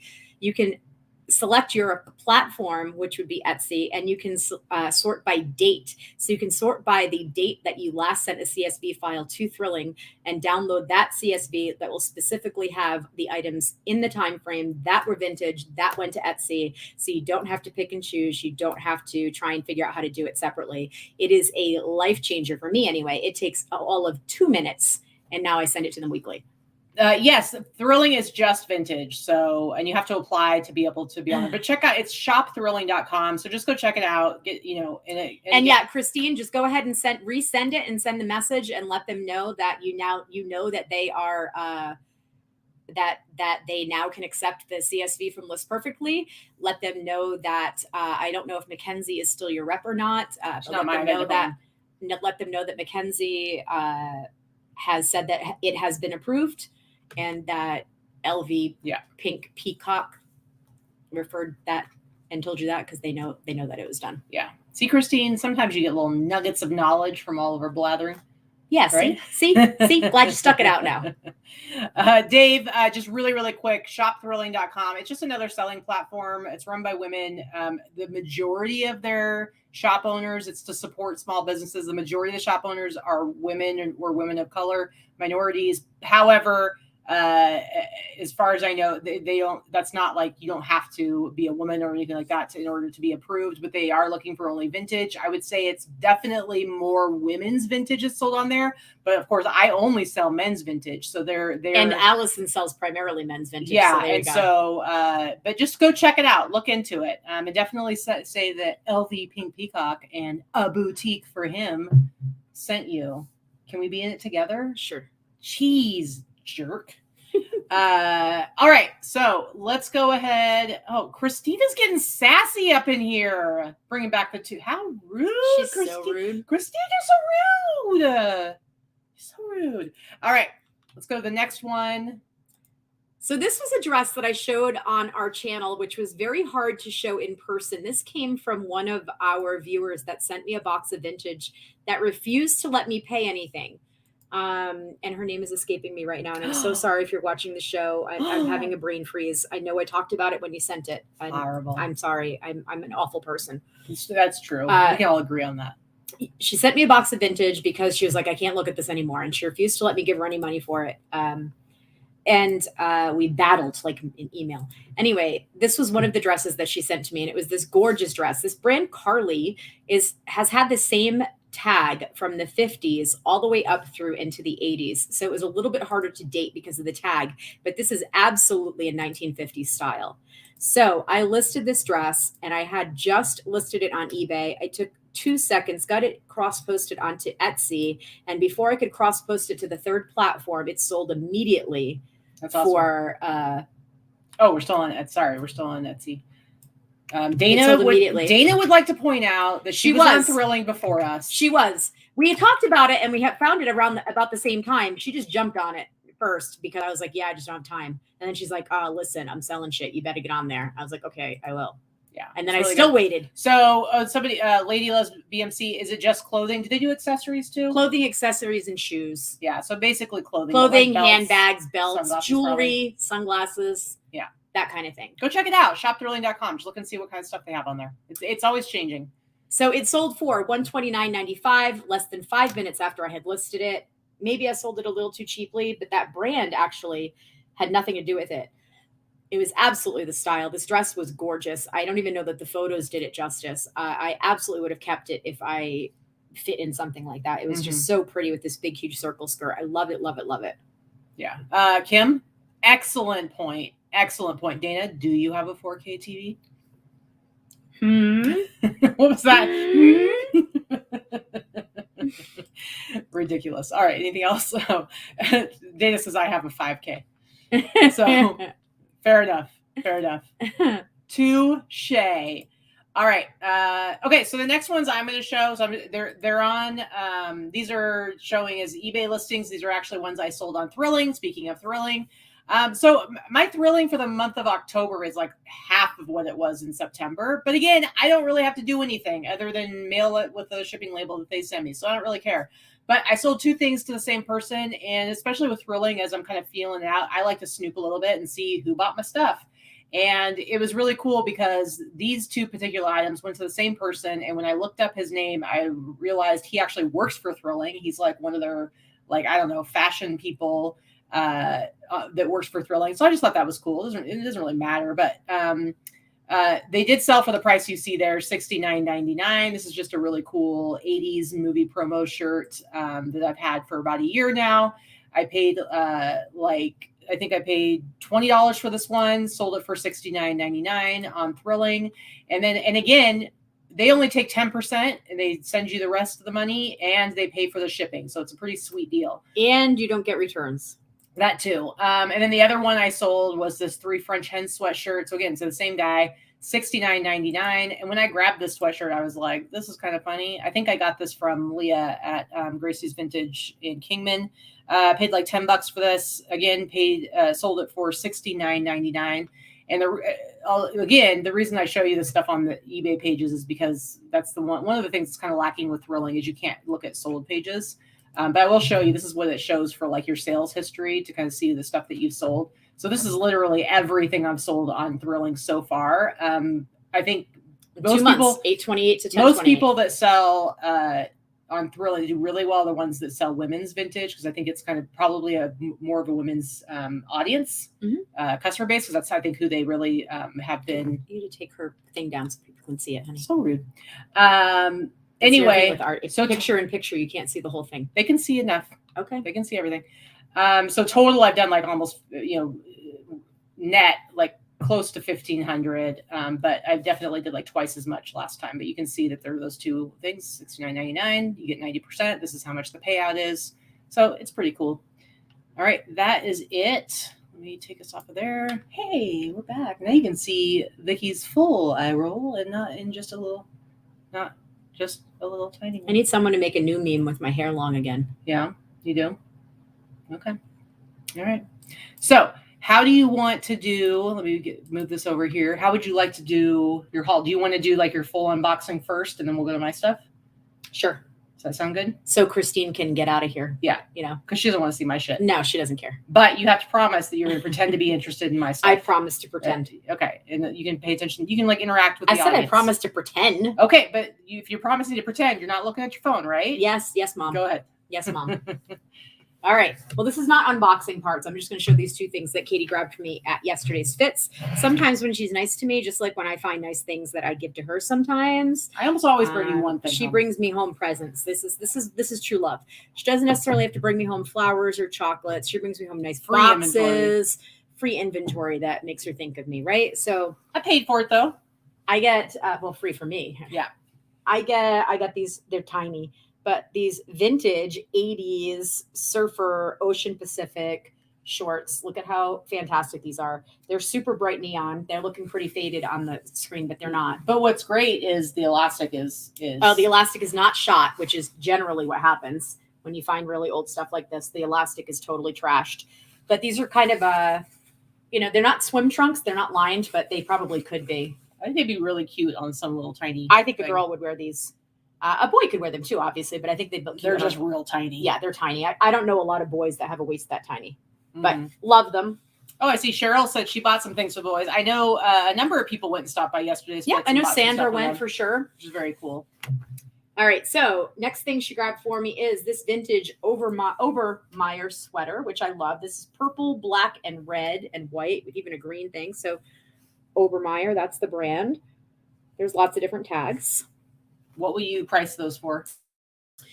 So the shorts I'll probably price at like $50. If they were a bigger size, I think I'd probably price them at $100. Honestly, they're that good. The colors, but they are so freaking tiny that I don't think I can get more than 50 out of them, because this waist, even though it's stretch, if it's lucky, it's going to stretch to like a 30, maybe. I don't even think a 30, a 28, like a student waist. I mean, they're small. Well, let's see right now. Stretch it out. Let's see. Oh, you can stretch it pretty tight to a 30. It's gonna hurt. But like a 20, yeah. You're gonna walk away with the elastic imprint on your belly all day. But they're real cute. And then this Obermeyer sweater. I'll probably put it up for about $100.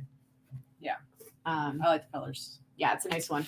And Obermeyer, it usually tells you if it's men's or women's on it, but this one doesn't have that tag. I would just list it as So men's. I'm going to list it as men's. This is what I was going to say, is because most of these styles, the whole Nordic look, they're very Icelandic. They're very unisex.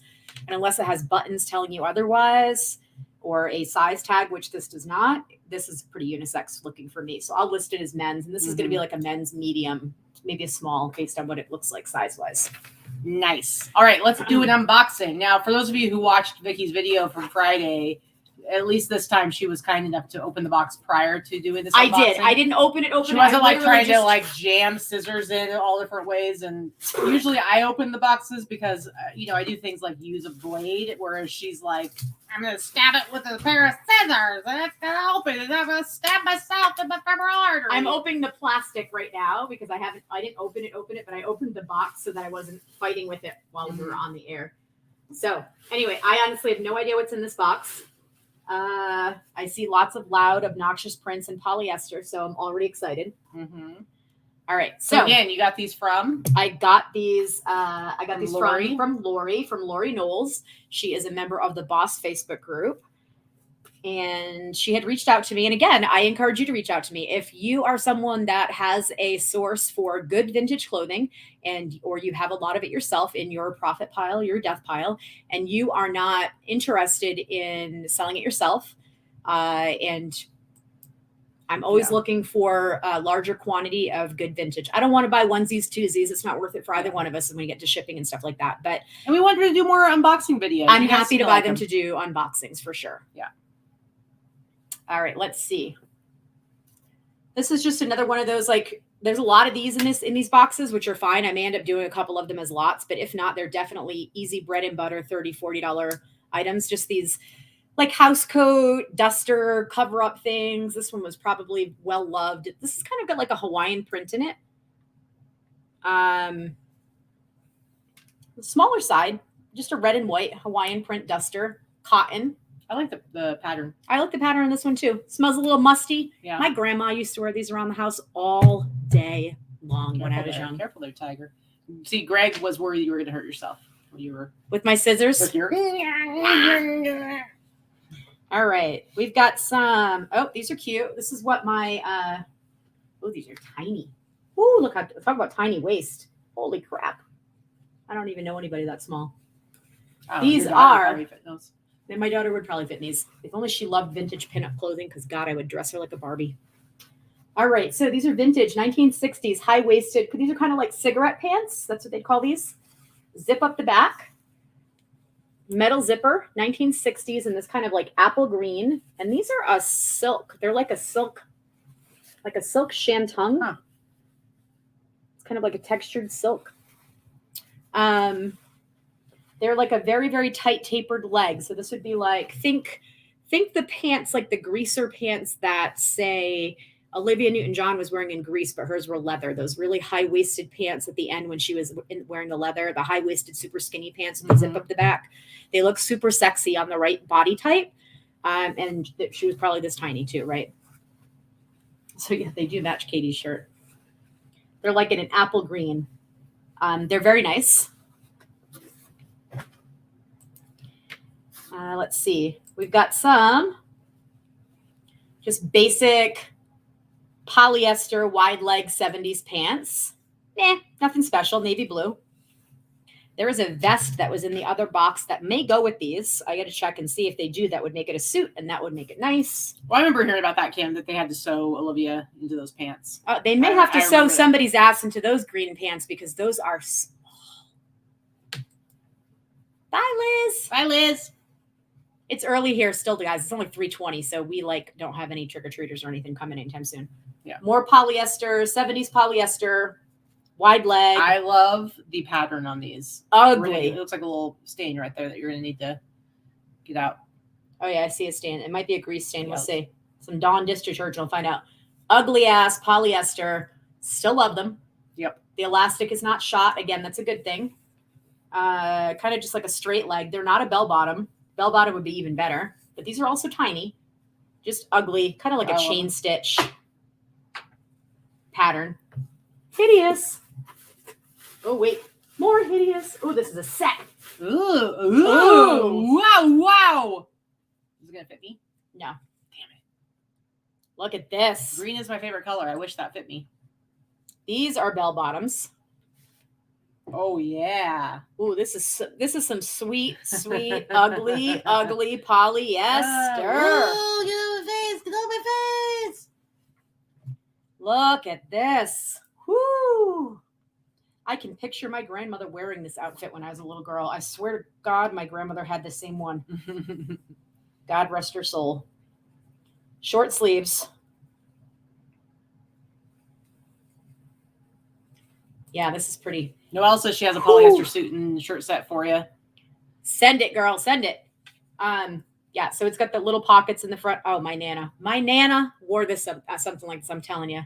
This was her going out on Sunday dress outfit. Man. I love it. Love it, love it, love it. Yeah, Melissa, Michelle, I can sell those double hip poly pants all day long. Hideous money. Yes, ma'am. Yes, they are. The uglier, the better, I say, right? There's a bunch of aprons. I don't know what they are. I don't know if they're aprons. I don't know. I love aprons, though. I do sell those. Or no, those are little. Oh, it's a little romper. Cute. This is dead stock. Little romper playsuit type thing with a little belt tie and a little check. This is 80s. Window pane, small window pane. Yep, window pane check. This is definitely 80s. You can tell by you got the little buttons at the top of the sleeves and kind of this squared off sleeveless thing right here. That was a big 80s thing. So this is a medium. Super cute romper shorts. They're shorts. Love this. Love, love, love. Oh, it's also dated. Right on the back, something 86. I think it says 86. I don't know if this is 86. I think it's almost might be. It was $6, but real cute. Like red, white, and blue. Oh, there's another one, red, white, and blue. Speaking of patriotic, same pattern. They look like brand new. They are. Oh yeah, they have tags. Duh. This is the same brand. This is dead stock as well. This one just doesn't have the tag. And I have another one, which is a third one, which I'm sure is also dead stock. just a purple. No tag, but same thing. I'm a Yankee Doodle dandy, a Yankee Doodle do or die. All cute. Love, love, love. So far, let me tell you, you did real good, Lori. She was like, I'm so nervous. She messaged me right before I put the video up yesterday, right after the video went up before she saw it. I was like, I wouldn't have done a video if it was bad, first of all. I've purchased bad boxes from people before, and I just don't talk about it. I'm not trying to trash people. Let's see. Oh, cute little bed jacket. What the heck is a bed jacket? So it's like you wear it over your nightgown. Oh, okay. So it's not quite a robe. It's short, but you'd wear it over a nightgown. It's got that quilted with the gold thread running through it, kind of like the nightgown that I showed in the other unboxing video or overcoat thing. Very cute. It's got little pockets, little like chiffon scarf and big buttons. There may be a nightgown that matches this somewhere in the box, but even not. I love it. This is very 60s, 70s. I like it. 70s. I like it too. What else I got? What else? I'm just digging. This is... That's got to be 80s, right? Yeah, this is 80s. This is like a long-sleeved, like duster romper, not romper, duster house coat type thing. This one has long sleeves, smock, house coat.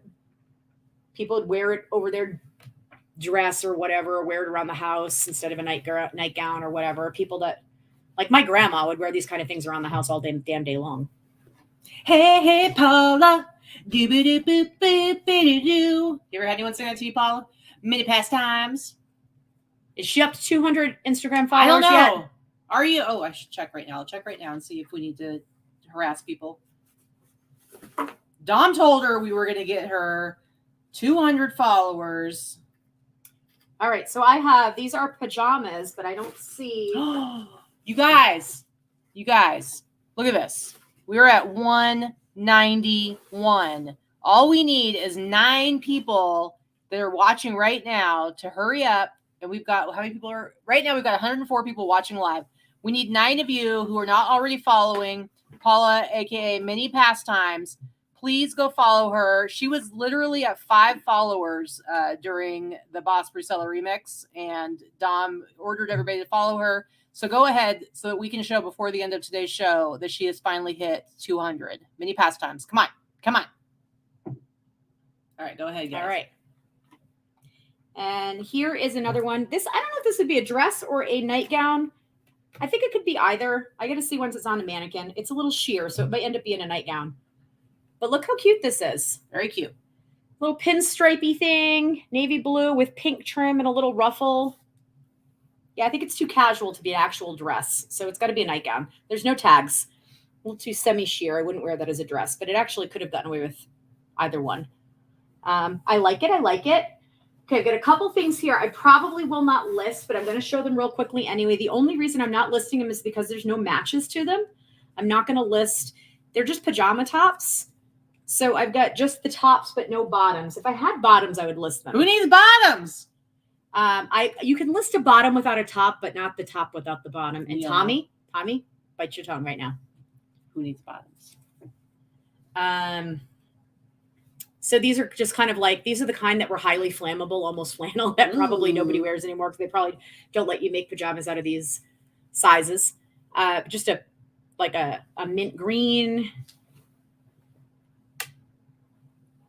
This one has like a ruffle around the neck, the top. You guys, we're literally at 199. Come on. Don't let us down here. Don't let us down. Somebody's got to be 200. And then this is so cute. I wish we had the bottoms for these. These are just a little mint green check pajamas. Yeah. Very cute. But without the bottoms, not worth listing by themselves. So those are 3 things I'm not going to list. Can you just list them as a set? Or as a lot? No. Paula, tell us who your 200th subscriber is. Tell us who your 200th subscriber is. Please. Oh, she's at 201. 201, guys. Good work. Nice, Woohoo! nice work. But Paula, please tell us who your 200th follower is. If she knows how to find that. Well, it's gonna say they will have said that they followed her. I just want to know who the 200th is. We're at 201 now, though. Fantastic. Took us a little while to get there, but we got you there, Paula. Awesome. All right. What else is in here? So I'm not going to go over these all individually, but the other thing that she sent in here is a lot of vintage girdles. And if anyone sells vintage women's lingerie, you know that vintage girdles and vintage shapewear sells very, very well. Why? I don't really know. I mean, I know there's a whole bunch of people that, you know, there's a whole fetish thing around it too, but that's not necessarily only why. A lot of people like to dress in true vintage and they'll go head to toe, you know, for the decade that they dress in. So that's part of it. But I have a whole lot of true vintage girdles and things. So, you know, with the old garter straps, and you've got like the big gusset. I'm not going to go through every single one, but these are the types of things that, depending on the brand and depending on the size and how it looks, there's a couple of them that have some staining, so they may need to be treated in some OxyClean. These will not be LA Awesome. These will be, I will soak them in the sink in some OxyClean, probably overnight, and then go from there. You know, they tend to get yellowed with age, and a couple of these have some older yellowing on them. Like these look like they were, I don't even know, support panties. These are not even girdles. They're super tiny. I'm looking for old granny panties in here because old granny panties sell for big money. I don't even know what's happening here. I see no granny panties. Let's see. These are the old, this has some old rust stains from the metal hooks, but this is like a long line vintage bra. So it's got like that big pointy metal cup and the metal clasps in the back, and the rust is from the metal clasps. So this would be one that I would soak and hope that the metal rust would come out of the fabric. And this is like a vintage, probably the 50s. Like bullet bras, because you do know those things, double gussets, Laura. And then slips. There's some slips. We get some half slips, and depending on what they are and what sizes, a lot of times the elastic is shot. But again, on these, the elastic's not shot. So what I'll do is, some of these are worth listing by themselves, and some that I would list, you know, in a lot based on the size. I might do 3 or 4. Vintage Girdles. Probably so. Yes, Paula, you need to check your mom's drawers for old drawers.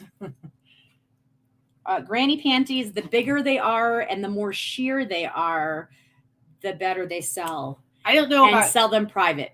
I don't know about vintage girdles, but I will say that vintage cast iron sells pretty It does. a good price. It does. This is a pretty cool looking vintage girdle. I've never seen one that has a full on zip up the side. Big metal zipper up the side to help you. I feel like that's a good way to get your fat zipped up. Oh, hey. Whatever works. No, I mean like cotton zipper. I know what you meant. I don't know about whatever works, getting your flesh ripped off. Oh, wait, and there's more. There's more. I'm almost done. These are just more slips, but they're in like real pretty colors. Again, just looking for the granny panties. Oh, wait, here's a pair. Here's some granny panties. Those are like some serious business granny panties. Oh, that's like a slip with panties built in? Yeah. It is. It's like a little... It's a slip with panties built in. That's I don't know funny. what the hell you call that. I guess I'm going to do some research. Laura, what is that? Yeah, what is that? It's got underwear built into it. I don't know what the hell that is. Interesting.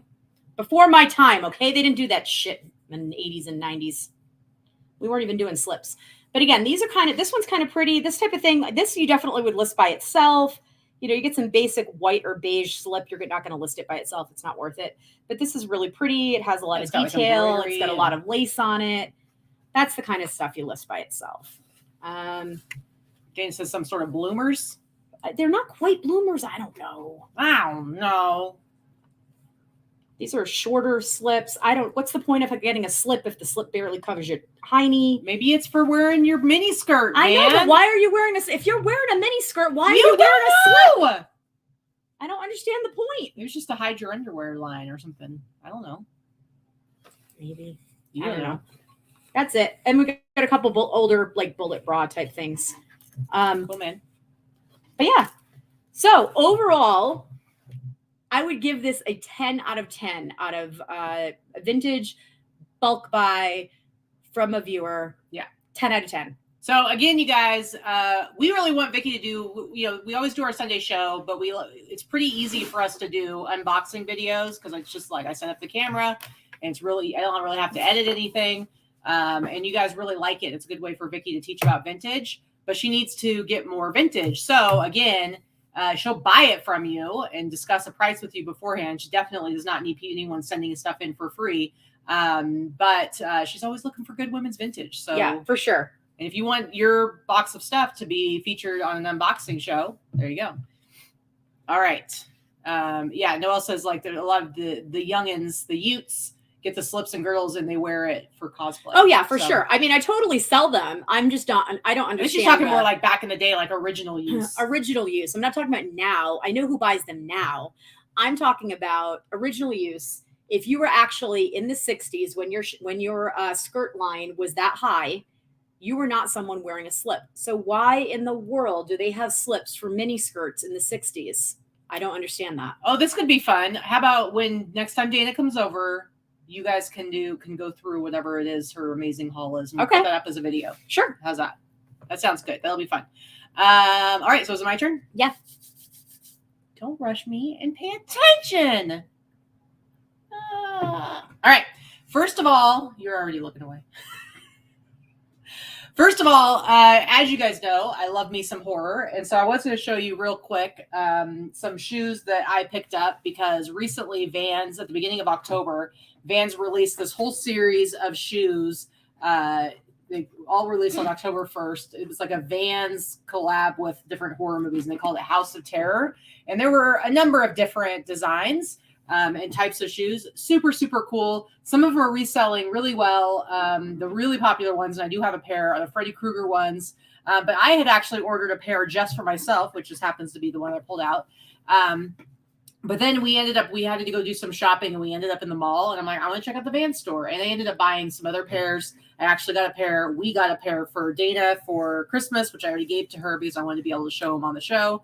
But this is the pair that I actually picked up for myself. I ordered these online. They're from The Exorcist, and I love the check bottom.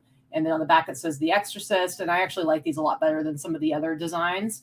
But I'm kind of on the fence on whether or not I'm going to keep these. Vikki thinks I'm being weird, but I'm not as into suede shoes, and these ones are suede. She thinks I'm being silly, but I think I'm probably, I don't know, I'll hang on to them for a little while. I haven't decided yet if I'm going to wear them. They are my size, but they're just a really cool design. Super awesome. I love them. I have a couple pair of horror shoes anyway, and so I told you Dana would want the twins ones. The twins ones? The shining twins. I told you. Okay. What's your point? Just say it. Well, then go get her the twins ones. Anyway, so these are the ones that I may keep for myself. I might not wear them and list them high and see if I can sell them. You know, with everything that they're saying about supply issues over Christmas, I feel like I could have gotten these listed in time for Halloween, but we had too much stuff going on. But I think these are going to be the kind of thing that might do really well as Christmas presents, especially for people who are having a harder time getting stuff shipped out to them, because it's going to be a tough year.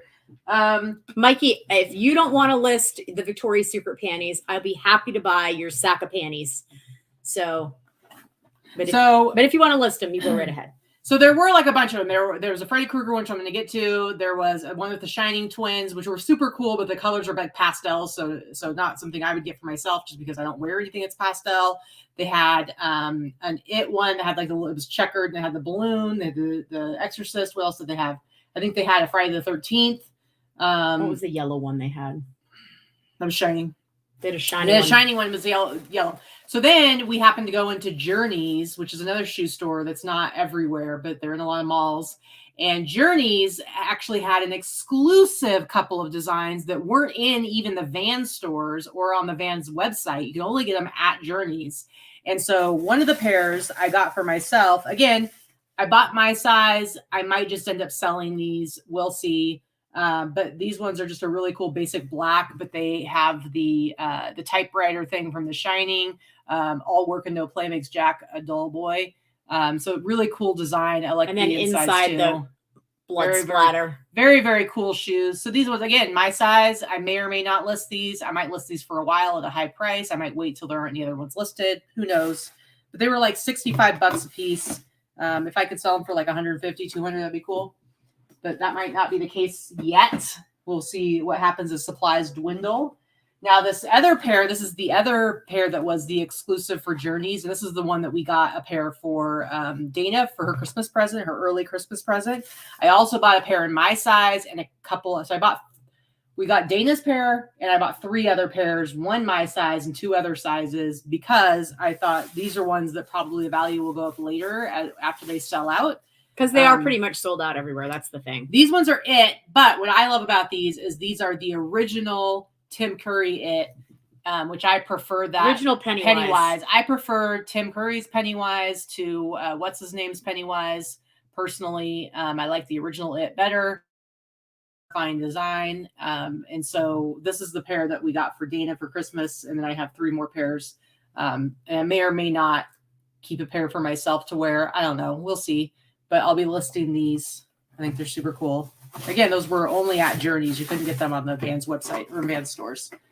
And then the last pair that I got, which is the best. These are the ones that have sold out the quickest, and they go for the most money online. And they've sold out everywhere. They've been going for like $300 a pair.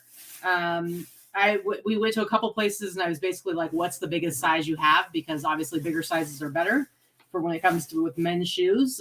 This pair, I think, is 9.5 men's. So that's pretty decent. I think the average shoe size of men in the US is like the most, I guess the median shoe size, the most common shoe size is 10.5. So 10.5 would be really good, but 9.5 is pretty good. So this one is the Freddy Krueger Nightmare on Elm Street shoe. Super awesome. Really, really cool design. Now, I will say this is probably the best design out of all of this horror series and definitely the most popular one. Yeah. But it's also the hardest to find. Now, they're sold out everywhere. Even the new shipments that are coming in, they cannot get in the larger sizes. So you're going to be hard pressed if you're going to find any in your area to flip. But if you do and you find them in big sizes, freaking grab them because you're still going to get. I think they sold for $79 a piece. Some of them, the low tops were like $65 a piece. I think they might have been a little bit more. I think they were $79. Maybe. I don't know. But anyway, but I haven't looked in this last week to see what the prices are like or what's available, but I will probably try and sell these for $300. I think these are a super cool design. The only thing is I wear lots of blacks and reds, but I don't wear, there's kind of a green in it, although this would still be pretty cool. I think I could still pull this off. I don't think you'd wear them. But I like my shoes to be a little bit more subtle, and that's because I'm same with like my I'm with Pennywise Greg. shoe. I think the Exorcist ones I do love the Exorcist are ones. the best design. And I think I'm just concerned about the suede getting dirty but we don't live anywhere where there's wet and slush. It doesn't rain. There's no snow. Scuffed. You brush the suede when it's just Yes. dust. Anyway, I love these shoes. So whatever. I bought a bunch of them. I'm not in a huge hurry to list them. I'll get them listed in the next week or so. Like I said, I'm hoping that people will want to buy them for Christmas presents because it's going to be tough buying Christmas presents this year because of supply issues. Okay, so I went to ThriftCon, which is an event that happens. I think it started in Colorado, but now it's been going to different cities. It happened to be the day before the week of the remix launched. So I didn't know if I was going to make it, but I ended up going that morning, and I paid extra. The tickets were like $15, or you could pay, or I think $10, or you could pay 20 or something, or 25 to get an early bird one. So it opened at 10 a.m., but you could pay a little extra to go in at 9 a.m., which, let me tell you, absolutely worth it. If you ever have a chance to go to ThriftCon, pay extra for the early ticket, because the first hour was pretty chill. There were people in there, but it wasn't crazy. And then as soon as it hit 10 o'clock, it was like impossible to move around, and it was definitely worth having that extra hour. But I bought a lot of stuff from yesterday's fits. Shockingly, they had some really cool stuff. When I started talking to Jesse, he's like, it just opened and I already spent $4,000 with other vendors buying their stuff. And so here's a jacket that he bought for me. It's in really terrible condition. And the guy wanted $50 for it. And Jesse was like, dude, look at how this is falling apart. He's like, I'll give you $20. And that's only because I'm going to give it to my friend who's just going to pay me what I pay you. So I only had to pay $20 for this. It's pretty awesome though. It's a snowboarding jacket. And but the sleeves, can you show that? The sleeve is completely it is just falling apart. But look at this look at the graphic on the back. Like I feel like you should cut the sleeves off and make it as a vest. I don't know, maybe. You need to talk to Crystal and see what she can make. Yeah, I'll see what she thinks. But I think it's a really cool. What if you really cut the sleeves jacket off and put denim sleeves on it from a denim jacket? I don't know, because the inside, the lining's all falling apart too. So I don't know. I'll definitely ask her. But it's just a really cool vintage, made in Korea. It's a cool vintage jacket. Clearly, someone loved the shit out of it. Like, look at how cool this is, though. So again, I got it for $20. What is Chia Fun? I have no idea. Like, I don't understand Chia Fun. I don't know, but I love it. And what's this called when it does this? It's like on how they do it on I know it's like the thing on Letterman. It's like the type of stitching. Anyway, I think it's cool. Definitely worth paying $20. And then he was like, and if you don't want it, he's like, you can just have it for free. If you don't want to pay $20 for it, you can just have it. I'm like, no, I'm paying $20 for it. It's freaking cool, man. So I was really excited about that. I don't know that Crystal can fix that easy. I don't know about that. No. Crystal's great, but it's not really. She might. It's not fixable. You could turn it into something else. It might need to be repurposed or some other materials brought in. Like, I don't know if maybe. Yeah, it's not. Yeah, it's not. Patch it. It's not fixable. She could, because of how ridiculous it looks anyway. I think that she could do some patches with some other. Like maybe if she patched denim over the holes. I don't know. It could. Who knows? Might as well make it more ridiculous, right? But yeah, it's completely destroyed. It's not fixable, but it could definitely repurpose it somehow. So I will say that recently I've been buying. I haven't had like a lot of like crazy awesome stuff to list. I've had what if you were at the remix and you watched the yesterday's fits and Afro vintage panel, you learned about mids. And so in the vintage streetwear world, mids are like, it's like how we say bread and butter. That's kind of what mids are. They're stuff that can sell for like anywhere from 30 to 50, $60. And then there's the bangers and grails. That's stuff that you can, bangers would be like stuff you can sell for 100 or 150. And then grails would be stuff that you could sell for Super Bolo, $500, $1,000, $2,000. But anyway, so I was actually excited. Bread and butter, bolo, super bolo, mids, grails, and mids, bangers, and grails. Yeah. But anyway, so I spent about $1,000 at the thrift con and completely filled 2 IKEA bags, but I got some really cool stuff that I'm excited to list. So it's been a while since I've been like super stoked to get something listed. But this I actually got at, quit yawning. You're supposed to pretend. That's not pretending. You've yawned twice. I'm sorry. I'm so rude. Anyway, I got this at yesterday's fits just the other day. Remember when Homer Simpson was super abusive?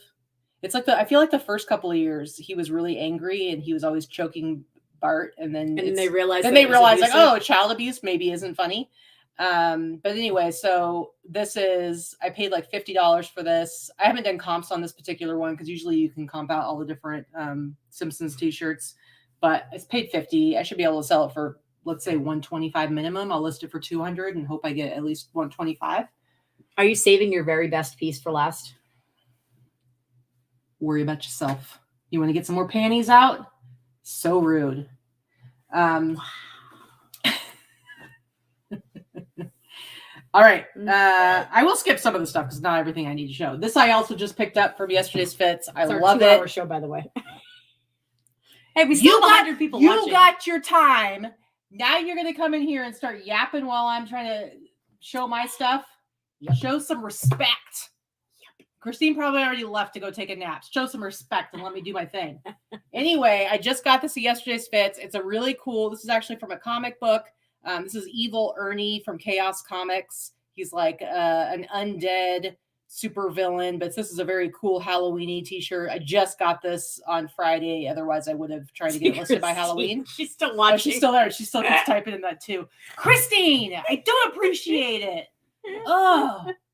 Anyway, that was funny. I paid $80 for this. There's only one other one listed right now, and it's listed for $180. And this one's in way better condition. So I'll probably list this for $3 and hope to sell it for at least $200. But super cool design. That just made me laugh, Christine. Why do I have to be abused? I got some really cool stuff to show. You do. You jerk. That was very funny, though. Yeah. Yesterday, because I can picture her sitting there behind her computer. She's like giggling to herself. She's chuckling right now. I can picture it. Giggling to herself. I just picked this up yesterday or Friday at yesterday's Fits. But what's cool is when I was at, I didn't pay that much for it, like $20. When I was at ThriftCon from yesterday's Fits, I also got this one. So it's like I have a matching t-shirt, sweatshirt set. Oh, that's funny. So I think it's fun. Those vintage King Kong, Universal Studios, Florida sweatshirt and t-shirt. But I think I paid like $30 for this at Kim, I think we were too tired to be bickering at the remix. Also, we were split in opposite directions for the majority of the remix. We kind of went into divide and conquer mode at the remix. We spent so much time, both of us, trying to make sure that everybody was feeling talked to and welcomed and got our time, that we didn't do a lot together, if that makes sense. Well, some of it we played up for the show for sure. I will say Vikki's always worried that like people aren't going to want to watch this. I'm just having fun and I want to show my stuff. I let you go first. Let me show my stuff. I got some cool shit. All right. So this is one of the really cool things I picked up at ThriftCon. I'm sorry. Again, can I wipe my nose? Is that all right? I've got a runny nose. Yeah, you want to do it behind the shirt so nobody sees it? Thanks. Okay, there you go. She's going to wipe her nose. I picked this up. So I bought a lot of stuff from yesterday's Fits, but a lot of it was stuff they had literally just bought from other vendors. So Jesse, let me kind of go through the stacks first. So this is from Terminator 2 Judgment Day. I love this shirt. It's a little on the small side. Let me see what the size is. It's a medium, but it's probably like a slim medium. But I did pay $100 for this because I mean, come on, it's Terminator 2. Yeah, I'll sell this for. Well, I needed some bangers. I needed some bangers. I need to get some stuff on my Instagram. How much you gonna sell it but for? I'll sell it for at least 200. At least 200, probably more. And then I think this was from Barry for Afro Vintage was teamed up with another guy, and he had like a big pile of t-shirts that he was selling for like $10 a piece. So I think this was one of them. It's nice big size too. But it's an 80s Jesus choice of the last generation. I have this one. No, yours is different. Yours is like falling apart. I know, but it's the same sort of deal. This it's one, it's this one's peeling. Like a really nice peeling. It's on that this Artex tag. It's on this Artex tag, which is like an 80s tag. But look how big it is. It's big. It's actually like a really nice like big a 2XL or something. Yeah, it's a nice big size. Did you pay what it says? No. Oh. Like I said, it was in like it was like buy this many. I think it was buy 3 for $50. That's what it was. Anyway, and then from Barry, I got a few cool shirts that he gave me some good deals on. So this is a Porno for Pyros t-shirt from 1993. I haven't looked any of this stuff up, but I think he sold this one to me for like $30. I'll look it up right now. Oh, thank you. Thank you. I have no idea. I mean, I'm assuming Barry knows his stuff. He's not going to sell a Porno for Pyros t-shirt for too low if it's like a $300 shirt. So I'm betting I could sell it for maybe $100, $150. I may have paid a little bit more than that. $40 maybe. I don't know. Anyway, he did give me a good deal on this one. I might keep this for myself. Look at this nicely worn and faded. I like that one a lot. ET baseball tee. He sold to me. Which Porno for Pyros t-shirt is it? Sorry.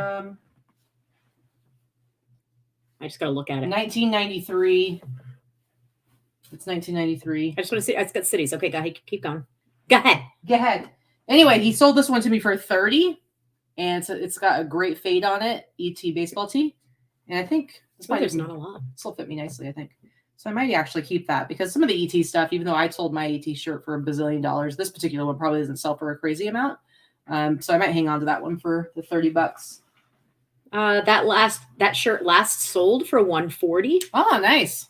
In the US, there are none listed right now. Sweet. So I'll probably list that for at least $200. Yep. Next up, I got this from yesterday's Fits. Super cool. all over print, all of the prints. Trust no one. X-Files t-shirt. No, look up this one. How much does this one go for? I think I paid. See, I'm useful. You are. I think I paid like $80 for this one. Who makes it? Yeah. I don't know. Doesn't matter. The tag is cut, but single stitch, vintage, cool. Trust no one X-Files t-shirt. And it's an all over print. Should I put all over print in the title? I don't know. Maybe. I don't know. There's a bazillion X-Files t-shirts. Well, what you do is you sort and you go by highest because it's definitely going to be a higher priced one and see if there's anything that looks similar to that from there. Maybe. Anyway. But I will list this one for a couple $100. I might list it for like $300 and hope for $200. There's nothing like it. I was thinking it was a Stanley DeSantis, one, but it's not. No.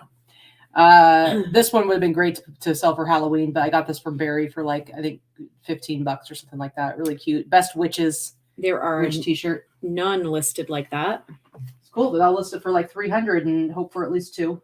I'm going to look for solds now. Super cool. The highest sold X-Files t-shirt sold for $150 in the last 90 days. Okay. But that doesn't mean you won't get as more. Cool as that one? Nope. See, that one's a really cool. This one, I don't even know what this is, like a cool shirt because it's like a vintage 80s t-shirt. The back of it says the Cruel Ligament ACL Club Chapter.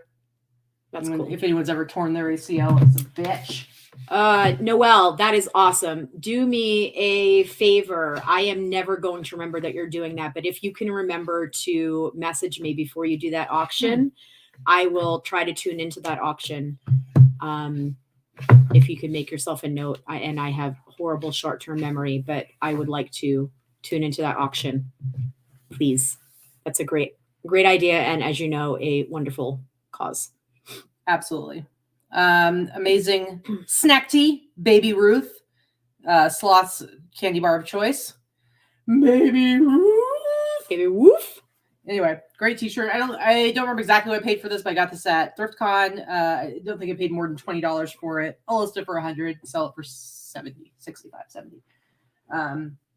This shirt I'm very excited about. I don't think I got this. If I remember right, I got this from another booth. I bought a pile of stuff from this guy. I'm really excited about this. I mean, come on, Nerds 2, Nerds in Paradise, Revenge of the Nerds, Nerds in Paradise. So this shirt is from 1987. It's on a for the loom tag. So this one, I actually grabbed a bunch of stuff from this guy, and when I asked him what the prices were, he said like $80 for this shirt. But all the stuff together, the good stuff that I got from him, it was like $450. I got him down to $350, and then he had like this huge bin that he was selling for $10 a piece, and there were some really cool vintage shirts in there. And he said, "Let's do $350, and then you can get anything out of there for $5 a piece." So I ended up getting like 10 or 11 of the $5 t-shirts, and then the other group of stuff for like $350. So I would say I probably paid closer to more like $50 for this. No idea what the comps are on it, but come on. It's Revenge of the Nerds to Nerds in Paradise, which is an awesome shirt. And everyone should see it. Awesome movie, I mean. Everyone should see it. That's what I have to say. All right. Let's skip a couple of these. This is another shirt I paid $100 for there, but here's why. Because it's amazing. Evil Dead 2, Bruce Campbell, groovy, great, fantastic shirt. I haven't done any comps. Look this one up. I don't know if you'll be able to find comps right away, but it's very weird that this person has what? Revenge of the Nerd shirts and the snack tee that you have. Well, that's on the back of it, and it's Crunch, not Baby Ruth. Oh, so that's literally the back of that shirt is the Crunch thing. Oh. Anyway, Evil Dead 2, 1992 t-shirt. I paid $100 for this. I don't know what the comps are, but I would imagine I would probably list this one for like $300 t-shirt. Hope to get at least $200 for it. But I mean, come on, Evil Dead 2 is in Army of Darkness, and pretty much anything Bruce Campbell, Sam Raimi is close and beloved to my heart. So of course I had to pick this up. a lot of the stuff, like I said, I have the bread and butter stuff, the mids that I will pay very little for and I make a lot of money on, but I also want to have the bangers and stuff like that to elevate my store, to put on Instagram, to bring more traffic through my stores. So it's not going to be for everyone to pay up like this for this kind of stuff. But for me, it's like I want to have that kind of stuff. Yeah, I think this is a pretty unique, I mean, I could be wrong, but I think this is a pretty unique graphic. Move. You move. Move on. Move on.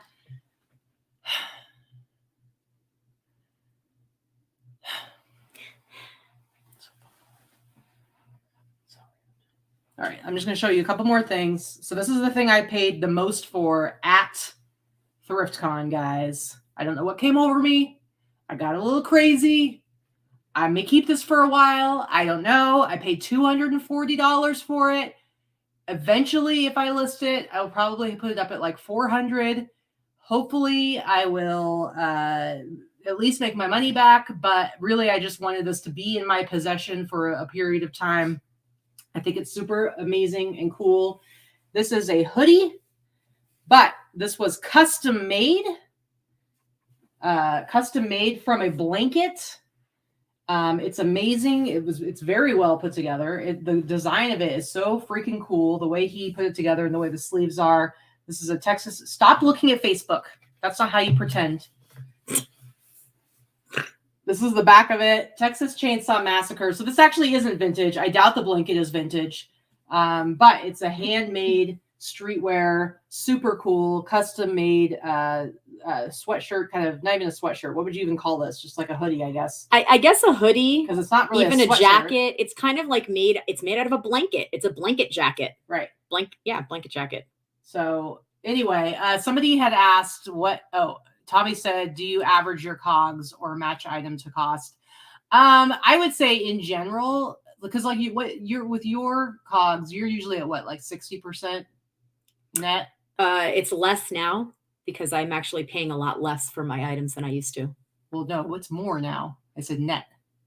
Oh, 65? My net. I'm sorry. My net is about 65. Yeah. Okay. I would say mine's probably more like 50 because of and so it's not, most of my stuff I'm not paying $100 for a shirt to go sell it for 150 or 200. A blanket.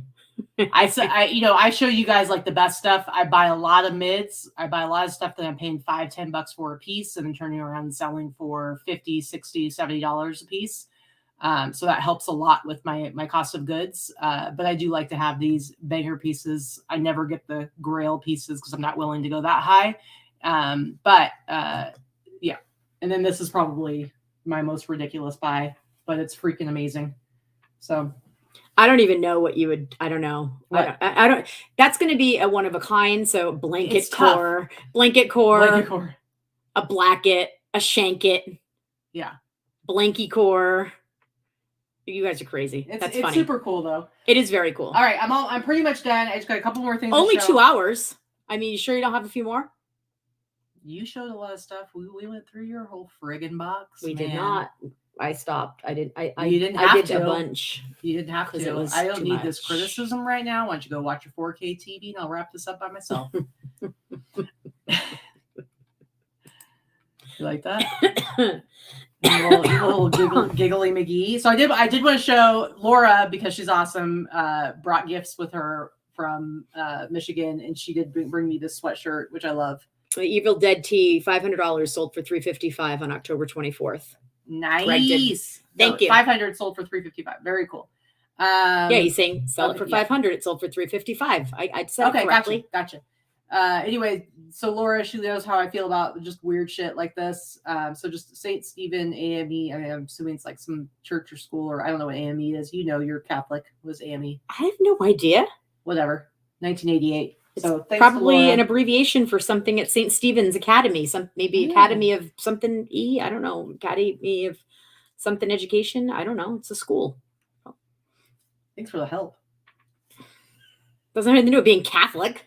Just because it says St. Stephen's. I was saying, what's an AME thing? I don't know. For all I know, you're gonna be like, yeah, that's what I'm gonna say. It's like a Catholic to be called AME. Like that. All right, I'm just about at the I'm end. gonna stab her. We're gonna have our own Texas Chainsaw Massacre here in Henderson in about 22 minutes. Yeah, see, this is why Laura brought it for me, because she had shown it to me. She was going to donate it, and I was like, "No, don't you do it!" You all right? I need a nap. American Methodist. He's not even Catholic. Oh, African Methodist. I can't even read. I thought it said American. Something. African Methodist Episcopal. All right. Thank you. I appreciate it. Thanks for the help, Kelly. A lot more than Vikki. See, Michelle says American Modest Episcopalian. I don't know. Kelly says African Methodist Episcopal. Close. Whatever. All right, last couple of things, and then I'll wrap up. I didn't find anything that amazing at the little pop-up. They do a thing called Last Sunday here. Every last Sunday of the month, they do like a pop-up thing with a bunch of different vintage shops. At the last second this time, they were like, oh, crap, last Sunday is Halloween. Let's do it on Tuesday. So literally of like the 15 shops that were listed, like 5 of them showed up. So, but I did find this cool ski t-shirt that I paid like $10 for. It's just like a fun little 80s ski t-shirt. This guy who's doing quite the jump with his knees over his head for some reason, but I love it. It's cute. I love my ski stuff. And then the other thing is this guy had like a bunch of these dead stock little kid t-shirts, vintage. And I heard him say to somebody, well, if you get all of them, I'll give them to you for $15.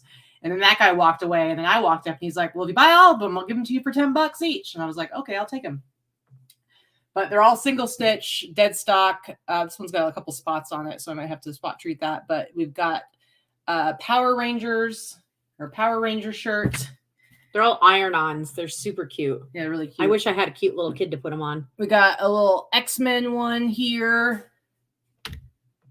We've got another X-Men, super cute. We've got X-Men Wolverine. Super, super cute. I usually don't buy a whole, I don't really like to look for kid stuff, but if it's cute enough, then or it's like movie related or cartoon like this, I like it.